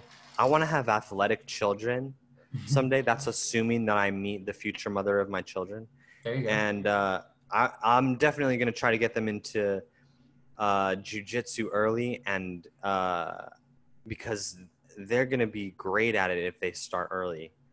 I Yeah, mean, like I started absolutely. when I'm like 25 years old, right? And like I'll see the kids class. There's like these young, they're like preteens, and they know more about jujitsu than I do. Like wait till they get to be Mm. my age, like they're gonna be black belts, kind of Yeah, thing. man. Like Because I started at least with the boxing and MMA between 22 and 23, and I did it for roughly 3 years total till I was about 25. And I was also going in between careers because it was between the hospital and then the new company that I work for. So since then, so, could you defend a takedown? kind of because I do have a wrestling background as well. But here's the thing, though, man. Like I did wrestling back in high school, but I wish my mom would have been okay with me and my brothers. Like I wish that she would have been okay with having us learn some sort of a kind of a like a stand-up fighting or martial arts when I was a kid too, because the amount of knowledge I would have had back then to where I am now, especially at my age, being 30, like I'd have so much skill and experience, it would be unreal, you know? And I'd be Yeah. way more ahead of my time than I am now, you know? You'd be like Joe Rogan. Probably not, but thanks though. Yeah, man. Oh, speaking of fighting though, yeah. who do you have tomorrow? Khabib or Gaethje? So I don't know too much about the other fighter, but I do know enough about Khabib that he's pretty bad, like badass in a good way. So I'm thinking Khabib's got this fight, man. But I could I be agree. wrong. I could be wrong because, dude, you never know what's going to happen in those 5 rounds. Something completely out of the Yeah, ordinary can happen, man. being that this podcast is being recorded the day before, it's probably not going to go out until after the fight, I feel like, probably. People will watch this and be like, oh, what were their predictions? I'm predicting Gaethje, it's going to be exactly what the commentary is saying. He's going to try to keep the fight in the center of the octagon so that it'll be harder for Khabib to take him down and like drag him to the fence, which is where Khabib really like puts the ground and pound on and like really is dominant. But I feel like Khabib is just on another level with his grappling, where eventually Gaethje is going to get tired trying to stay in the center of the ring, and it's going to be like everybody else. He's just going to get mauled. Yeah. Okay. Interesting. Yeah, no, I'm man, not going to put money on what round it's going to happen in and if it's going to be a submission or a knockout or whatever. But I'll have to check out the commentary after this, but I just didn't get a chance to really look into the other fighters, so I don't really know what he's going to bring to the table, you know. But I know what Khabib has brought to the table. I mean, yeah, Gaethje is a good striker. Was, you know, flat out just like, all right, he's done. Yeah. Gregor's got to hang up the gloves basically after that fight is what that scenario played out into, you know. But yeah, I still like McGregor, but he's kind of I don't. Yeah, like some of the things he just kind of like rubs me the wrong way, like, you know what I mean? Like I know what you mean, man. He's kind of a prick in a way, but like I'm still like a little bit of a fan of his, you know. Like I mean, to a degree, he's done really well for himself as branding himself goes. Personally, I think that he just needs to go back to Ireland and start up a gym and just be a coach. But I don't know. I don't know if he's coming back. I don't know if he's coming back at the UFC. I don't know how he's doing on his record and stuff. It's been a while since I've watched a few fights, and keeping up with the news. But I have a small group of buddies from my town, and we typically make some rituals to. It's every couple of months when the big fights come up, but it's every couple of months we get together and we watch the fights together and we talk. So they kind of keep me informed on the fights in the UFC. Yeah. Well, I'm looking forward to it for sure. Oh yeah, man. No, if I get some time tomorrow, I'm hoping to watch it. I'm going to catch one of those sketchy Reddit free streams. I'm not paying for that pay-per-view. Yeah. No way. Yeah, we'd go out to a casino and watch it on the pay-per-view. Oh, nice. So we pay like $20 to get in or something, and then you can like. No, the only thing you got to pay for is drinks at the bar, but you get to watch the pay-per-view for free if you can get a seat. You got to get there early enough. Speaking of drinks, sir, I gotta ask, how is your sober October going? It is going very well. We're on what, October 23rd? That's right. Alcohol-free, man. Awesome. Yep, no soda either.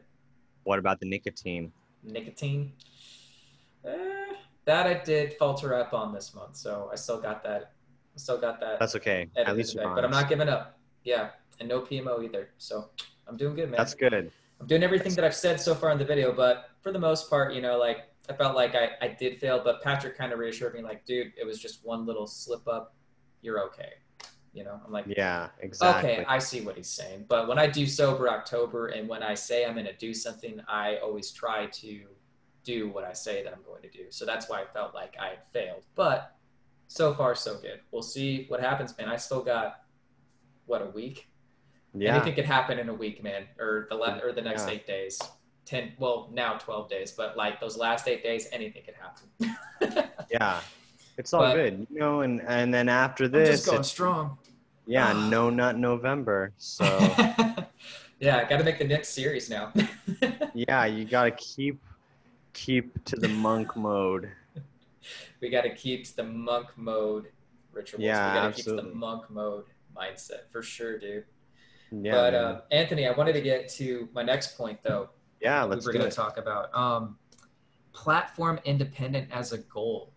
And I, my memory's a little fuzzy on this, but we talked about it. But you were talking about either getting a social media platform created that was independent, or you were trying to create your own brand. Is that what you meant by platform? Well, I just wanted to like, for example, like they could shut down YouTube tomorrow and all your videos will be gone, Yeah, that's a right? good point. Very good point.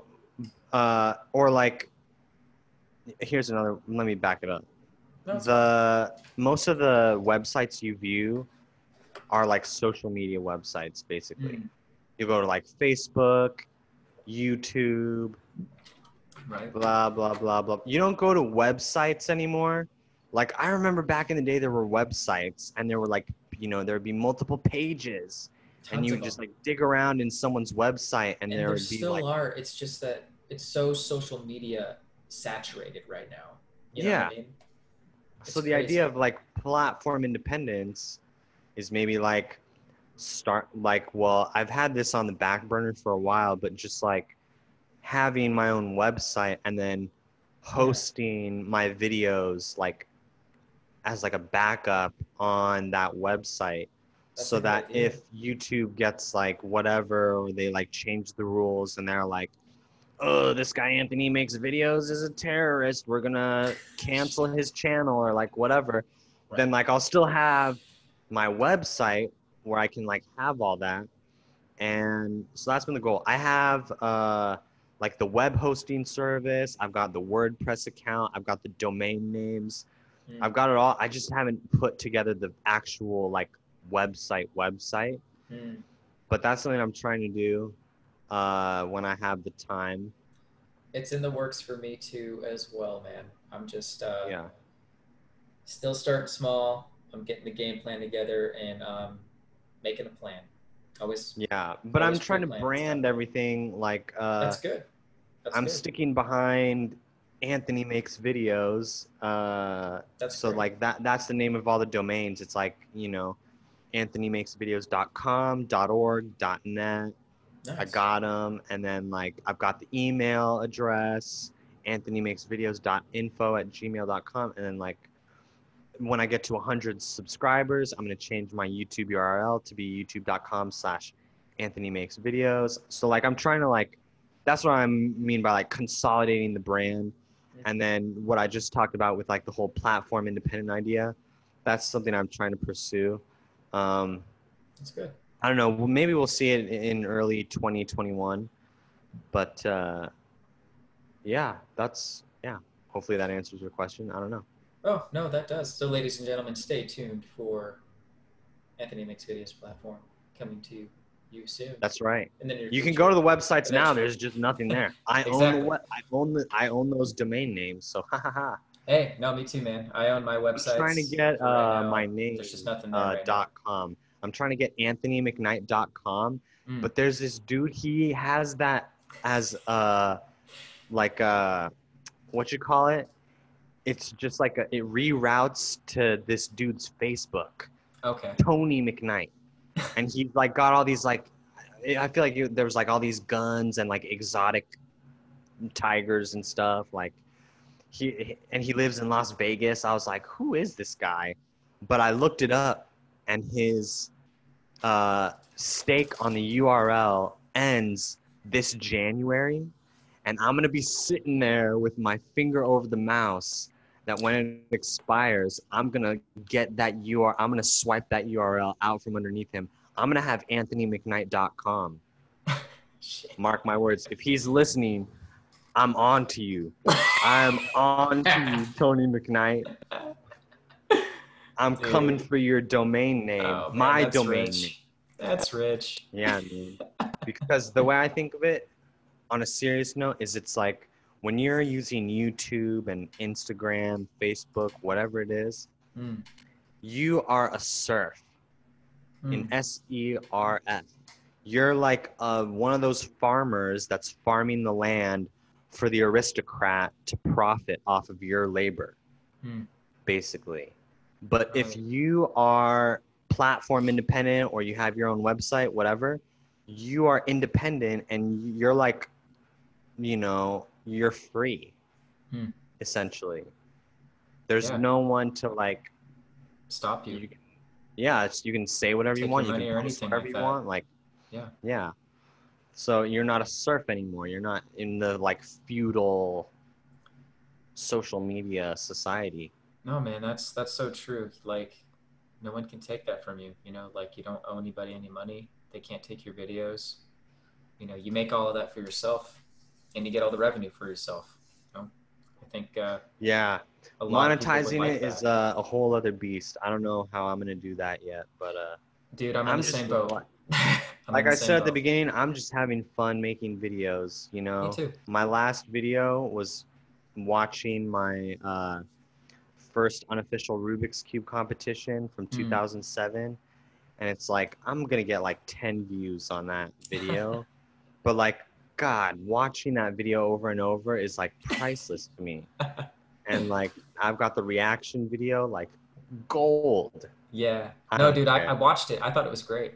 I Oh thought you yeah, did a you're great probably job. the only person who commented. No, dude, just to see you as a kid just busting through that Rubik's Cube was crazy. But Yeah, before we man. get into that, Yeah, my next point, if we can move on, sure. bikes or psychedelics? Or how about bikes on psychedelics? Remember what we talked about?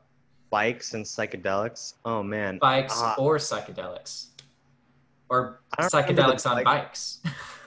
Oh man, I don't even remember what we were talking about, but I'm a big proponent of psychedelics. At That's least for sure. psilocybin, is that correct? Yeah, man. And I mean, acid is another like LSD is like the problem I have with acid is that you don't really know uh like from an epistemological standpoint what you're getting into. Like you could like Mm, let's say you are going to sell me acid mm, and you hand me, I'm like, "Yo, can I get like 2 tabs of acid?" Okay, you hand me 2 tabs. Well, which one is going to have more acid on it? You know what I mean? You don't really mm. know. How do I even know that it's acid? This You is don't really true. know. You could do chemical tests, but like you would have to have the chemical test. You have to degrade some of the acid that you gained. And like, at that point, you're like, oh, do I really want to degrade this that was like really hard to come by? And there's really not much. It's a little tiny piece of paper. Do I really want to like cut half of that off and put it in this like test tube and stuff like that? Like, Yeah, so like for it's example, true. one time I found out that I took 25 IN bone, Oh shit. not acid. If you look up what 25 IN bone is, it's like a fertilizer derivative. That's like one of the most common acid knockoffs. Oh Jesus Christ. It's like you don't even know. You ate fertilizer? Basically, it was actually a really good trip, honestly. But it's like, you're rolling the Tripping on dice. fertilizer. But Sweet. like Man. psilocybin is different because the mass ratio or whatever that you need in order to be like uh for it to be like psychologically or perceptible or whatever, For you to you need trip, like right? yeah, to trip, and for it to be like perceptible, then you need on the scale of grams of mushrooms, which you can measure that out with a kitchen scale Hmm. kind of thing. Or like you can eyeball it way Interesting. easier than like, here's a tiny piece of paper. Is there like 1,000 micrograms of LSD, or is there, 10,000 micrograms of LSD? Like, you don't know.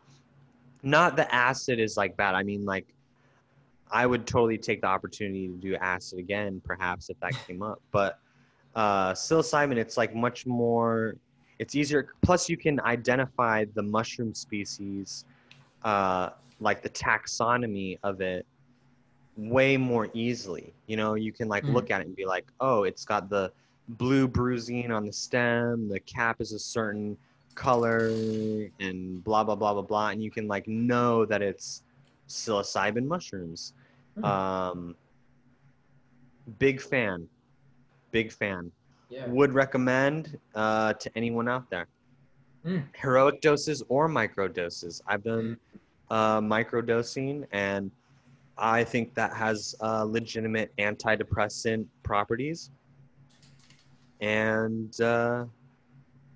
yeah, it's good stuff. There's a lot of scientific evidence backing that up too, at least the microdosing part of it. As far as the heroic doses, medically and scientifically speaking, people aren't recommending that, or at least those experts aren't, but they are recommending or starting to recommend microdosing with psilocybin and even stacking it with, I think Paul Stamets stated this, a combination of, I think, 2 milligrams of psilocybin, same with 2 milligrams of vitamin B6, and then 2 to 4 milligrams of lion's mane mushroom.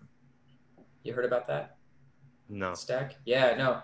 He talked about it on the Joe Rogan podcast about that stack and how to supplement with it properly in a kind of a medicated kind of way, even though it's not a pharmaceutical drug. But I mean, this guy knows his plants, especially his mushrooms. If you've ever heard of Paul Stamets, look him up sometime. He's on the Joe Oh, he's Rogan the guy who podcast came too. in with the mushroom hat, right? In the Joe Rogan podcast, yeah. Yeah, I watched those podcasts. I just wasn't paying attention well enough to remember that, I guess. But But he did talk about that one part, which was pretty. It was pretty eye opening to me. So yeah, I just think that like I mean, I don't mean to be like all of a sudden Mr. New Wave shaman or whatever, but it's like uh I think maybe like the stoned ape theory is like legitimate, that mm, uh magic mushrooms played a role in human evolution, perhaps. yeah. And I don't know. I think there's like a definitely like I get something spiritual out of it.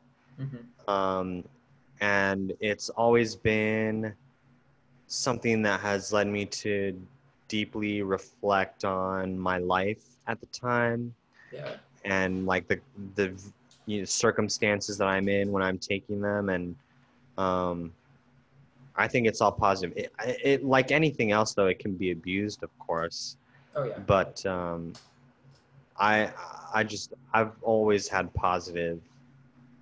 always had a positive relationship with magic mushrooms, I would say, for sure.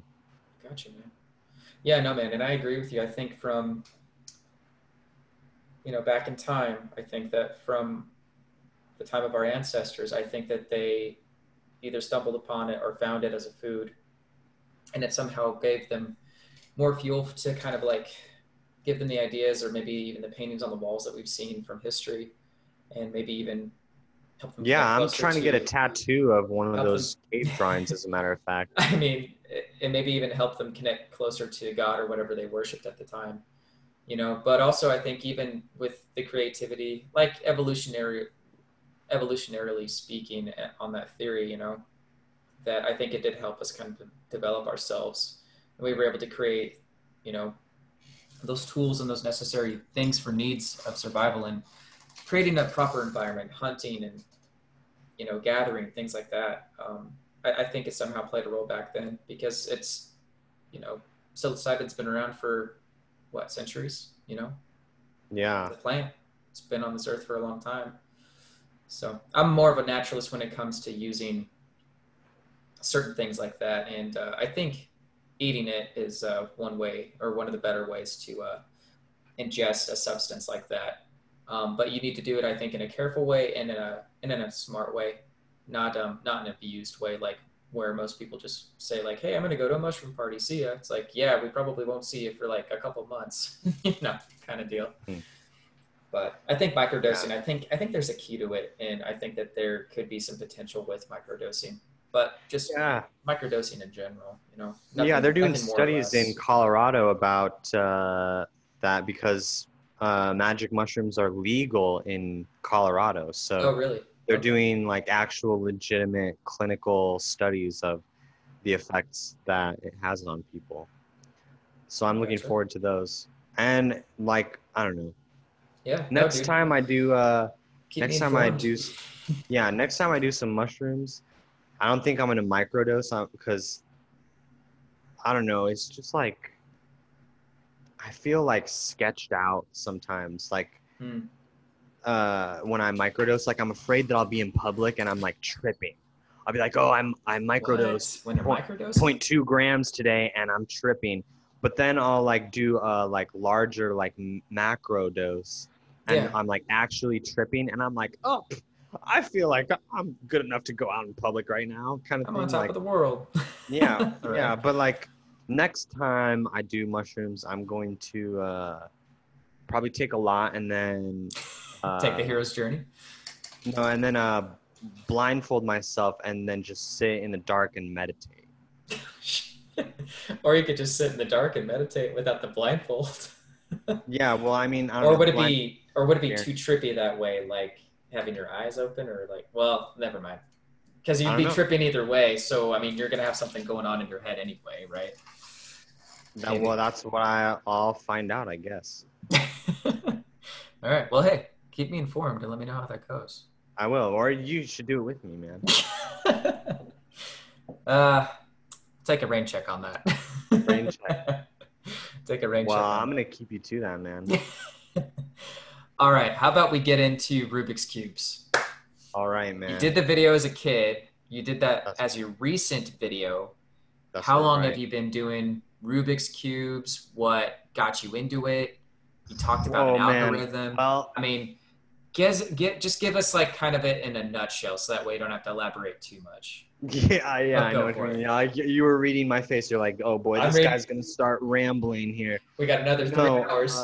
I'm just kidding. uh, so my last video was my first unofficial competition, Hmm. and that was in 2007. But at the time, I had already, at the end of that video, I was getting interviewed by this like little eighth grader girl. She was like, "How long have you been doing the Rubik's Cube?"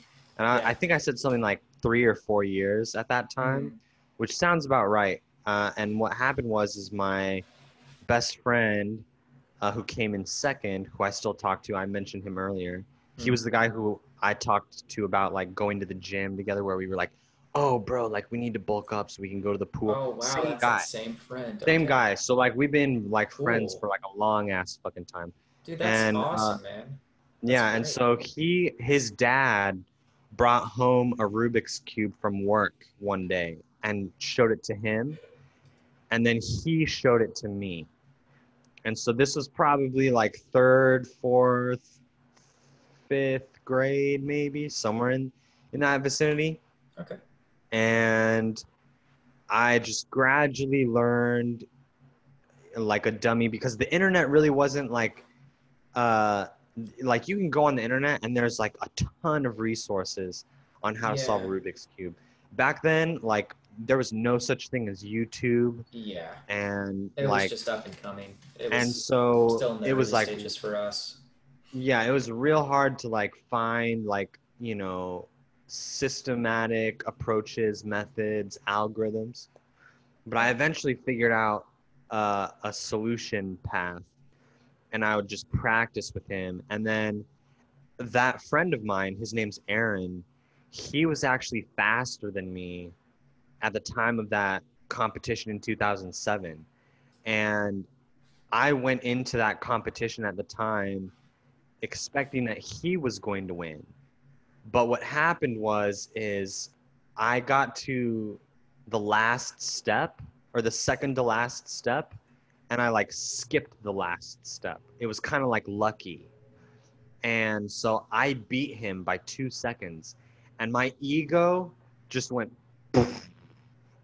just like Dude. exploded. And I was just like, Rubik's cubes are I like sold my soul to the devil to like become Rubik's cube guy. The Rubik's Cube And master. so I started to get faster. I started learning more algorithms, like little patterns that like shorten your solution path, basically. Mm. And I started going to competitions. I only went to two official competitions, but I had a blast, and I learned how to solve them blindfolded, and that's my best Holy shit! record. Wow. So when you go to a competition and you solve it blindfolded, they give you 3 tries. Huh. And they have 2 categories of statistics. There's blindfolded solving a single time, and then they have blindfolded solving for an average. The only way you qualify for the average is if you don't mess up any of the solves. So you have to successfully solve the Rubik's Cube blindfolded 3 times.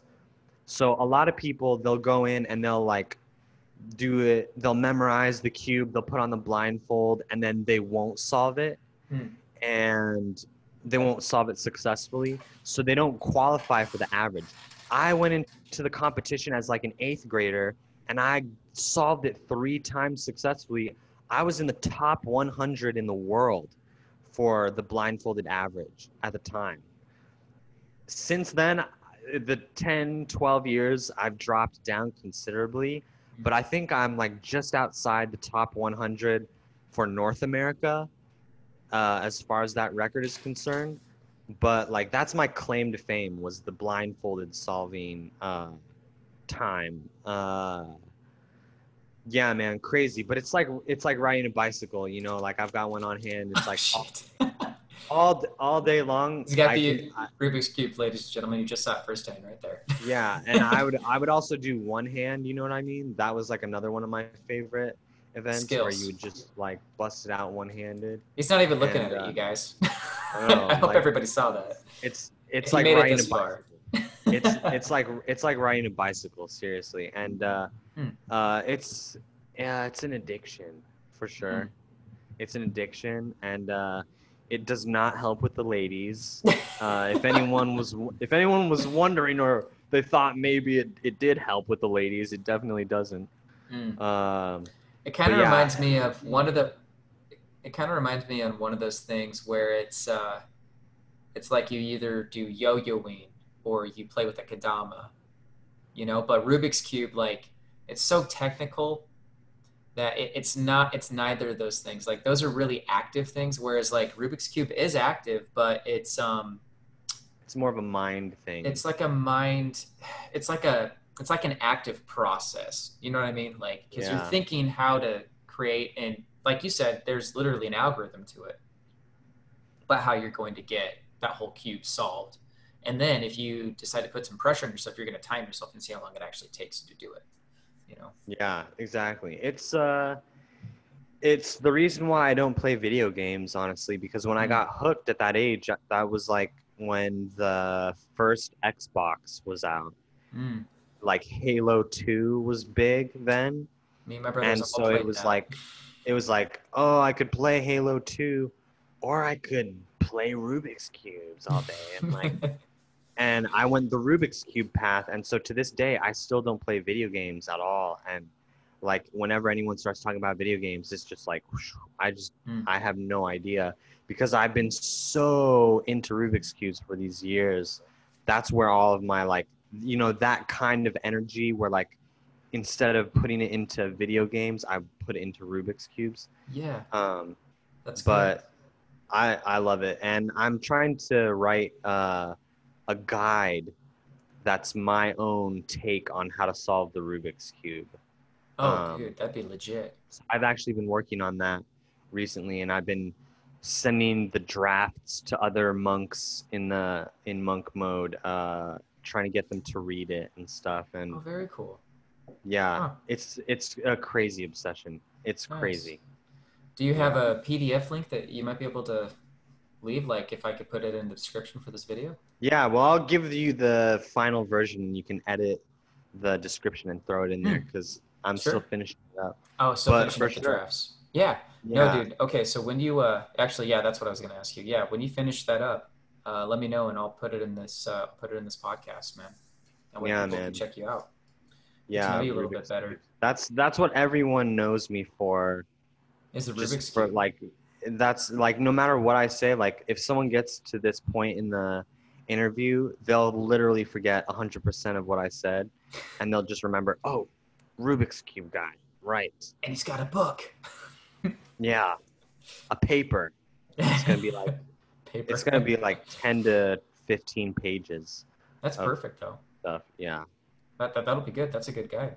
Short, to the point. People can solve it and create exactly. an algorithm with it, right? All right, Anthony. So to wrap up this podcast, last question, last point. How much money do you need to retire with your current age?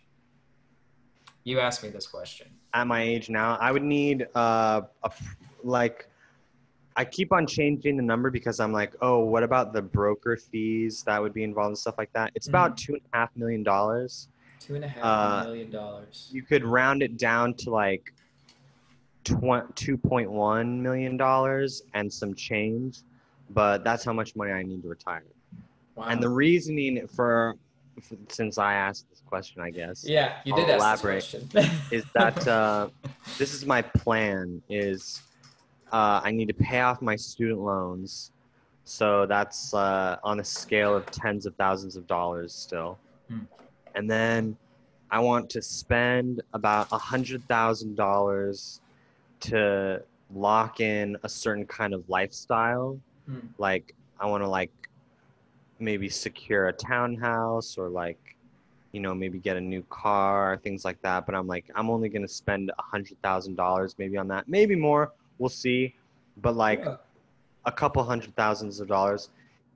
Uh, but then I need about $2 million to invest in securities that return dividends. Hmm. So I'm going to Right. invest, I'm going to have a portfolio that is heavy on securities that return dividends. So like stocks, bonds, whatever. Because I calculate the rough back of the envelope calculation is that regardless of how the interest rates are, I'd make an average of like $60,000 a year in dividends with Hmm. that much invested. Gotcha. Excuse me. But if I didn't invest in securities that return dividends, then in order to get money back, you would have to liquidate part of your investment. So if you invest in just like stocks that don't return dividends, like let's say you buy a stock that's worth $20 to make it Hmm. easy. One stock worth $20 and the price or the value of that stock goes up to $40. You did not gain $20. You would get $20 if you sold that stock at the price of $40, Okay. but you're still down the $20 that you put in, and just because it went up to 40, you don't magically gain $20 back. Hmm. So, but if you get dividends back, then you're not selling your stocks or you're not cashing in your bonds in order to get that money. So the idea is kind of like rich trust fund kids. That's one of the strategies that they get set up with is their parents will invest this large amount of money and the trust fund kids will live on the dividend money Hmm. essentially. But that's my goal because that's the lifestyle that I want to live when I'm retired. Is like on average, I'd hope to make $60,000 a year. If the interest rates are good, then I could make more than that in a year. Hmm. If they're bad, then I'd still make uh, a nice amount of money still. Like I wouldn't be broke or anything like that. Yeah. And but still, in order to get that much money, I would have to hit the stride of my career as like like a staff scientist or like a staff software engineer making that median salary of hundreds of thousands of dollars, and then I would have to work for a few decades in order to retire, which is like a very average life. And then Yeah. if you factor in It's true. like what if I have kids, kids are a lot of money, so that extends the Yeah. timeline Having a and wife, all these things. having a But house. one of the things I heard is that people who uh, make over a certain amount of money a year are more likely to retire later because they're probably more invested or like interested or get fulfillment out of their job Hmm. than those people who are making less. And so it may be with me, I'll be in a kind of career where I won't want to retire. I'll just want to keep working, keep making money kind of thing. But who knows? But the tentative number, $2.5 million. Maybe if you wanted to be more precise, like 2,133,000. So $2,133,000. But I think about this a lot, and I think it's important to plan for your retirement. No, it is. 100%, man. Because like It's a good idea. you could be an old person, and you could, if you don't plan that out right and you outlive your retirement fund and you're old and you can't work anymore, you're kind of screwed. Yep. And like, what if they get rid of Social Security? You're screwed. You don't know what's going to happen.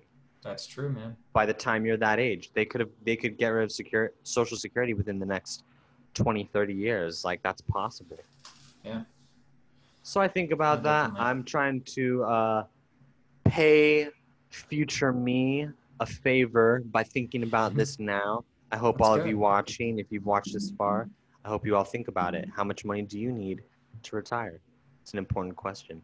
Absolutely, man. That's still something that I got to figure out too. And I think I said that I was going to try and have an answer for you by the time I got to this podcast, but I still don't. Well, I was asking other people, other monks in the group, they've answered like 1.5 million or like 3.5 million. Wow. So I feel like 2.5 is in like a reasonable ballpark if we're all using different methods to come up with an estimate and they're all converging on the same like scale of money needed to retire. You know what I mean? Oh, no, I know what you mean, man. I definitely know what you mean. Well, Anthony, with that note, how about we plug in your social medias where people can find you, follow you?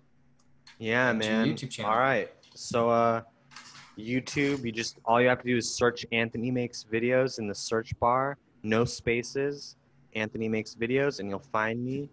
On Snapchat, it's Antoine with 3 E's, 109. And then Instagram, it's Antoine_109, just 1 E. And then also I've got Anthony Makes Videos on Instagram. Note that my normal Instagram, Antoine_109, is deactivated right now, but it's coming back after the election season. I'm getting paid to have it deactivated. Oh, wow. Yeah. It's for like this survey where they're like, oh, like, what are your attitudes about the election and how are they dependent on social media kind of thing. But I'm going to get paid like $150. So I was like, to have deactivated my social or my Instagram, you know, like all I do is look at pictures of girls' butts all day. You know what I mean? So like, man, those Instagram asses. It's like, yeah, it's like, you know, it's a good thing for my brain, you know, but, I'm just digging myself in a hole right now because people are like, who is this guy? And yeah, try to find me on Facebook. I dare you. You probably won't be able to, but if you can, I'll add you back. No, man, that all sounds good. And ladies and gentlemen, I will put all those links down in the description below. So be sure to click on those links and check out those links. And furthermore, if you want to see any exclusive content, check out my Patreon page, TheLJEffect, where you can see exclusive episodes of the LJEffect podcast with people like Anthony and yours truly hosting this episode tonight. Check out that Patreon. And it is at a low cost of $5 for first patrons as of right now. It costs you literally as much as a cup of coffee from Starbucks, like what Anthony's drinking here tonight. Actually, this was $4.58. So a little bit cheaper. A little bit cheaper than that. But you guys get the picture. So right now, starting price is just $5 for the subscription to become a patron and to check out these exclusive episodes as well as exclusive content. And so, guys, this has been the podcast. Thank you so much for watching. We busted out 2 hours. I hope that you guys made it this far. And that's it, everybody. And if you I said I was going to be tasteful with the sounds. Do it. Thanks, you guys. Peace. Yeah, guys, thank you so much. And if you haven't yet, like, comment, and subscribe for more content. And I will see you guys in the next episode. Take care. Thanks, Peace. Anthony.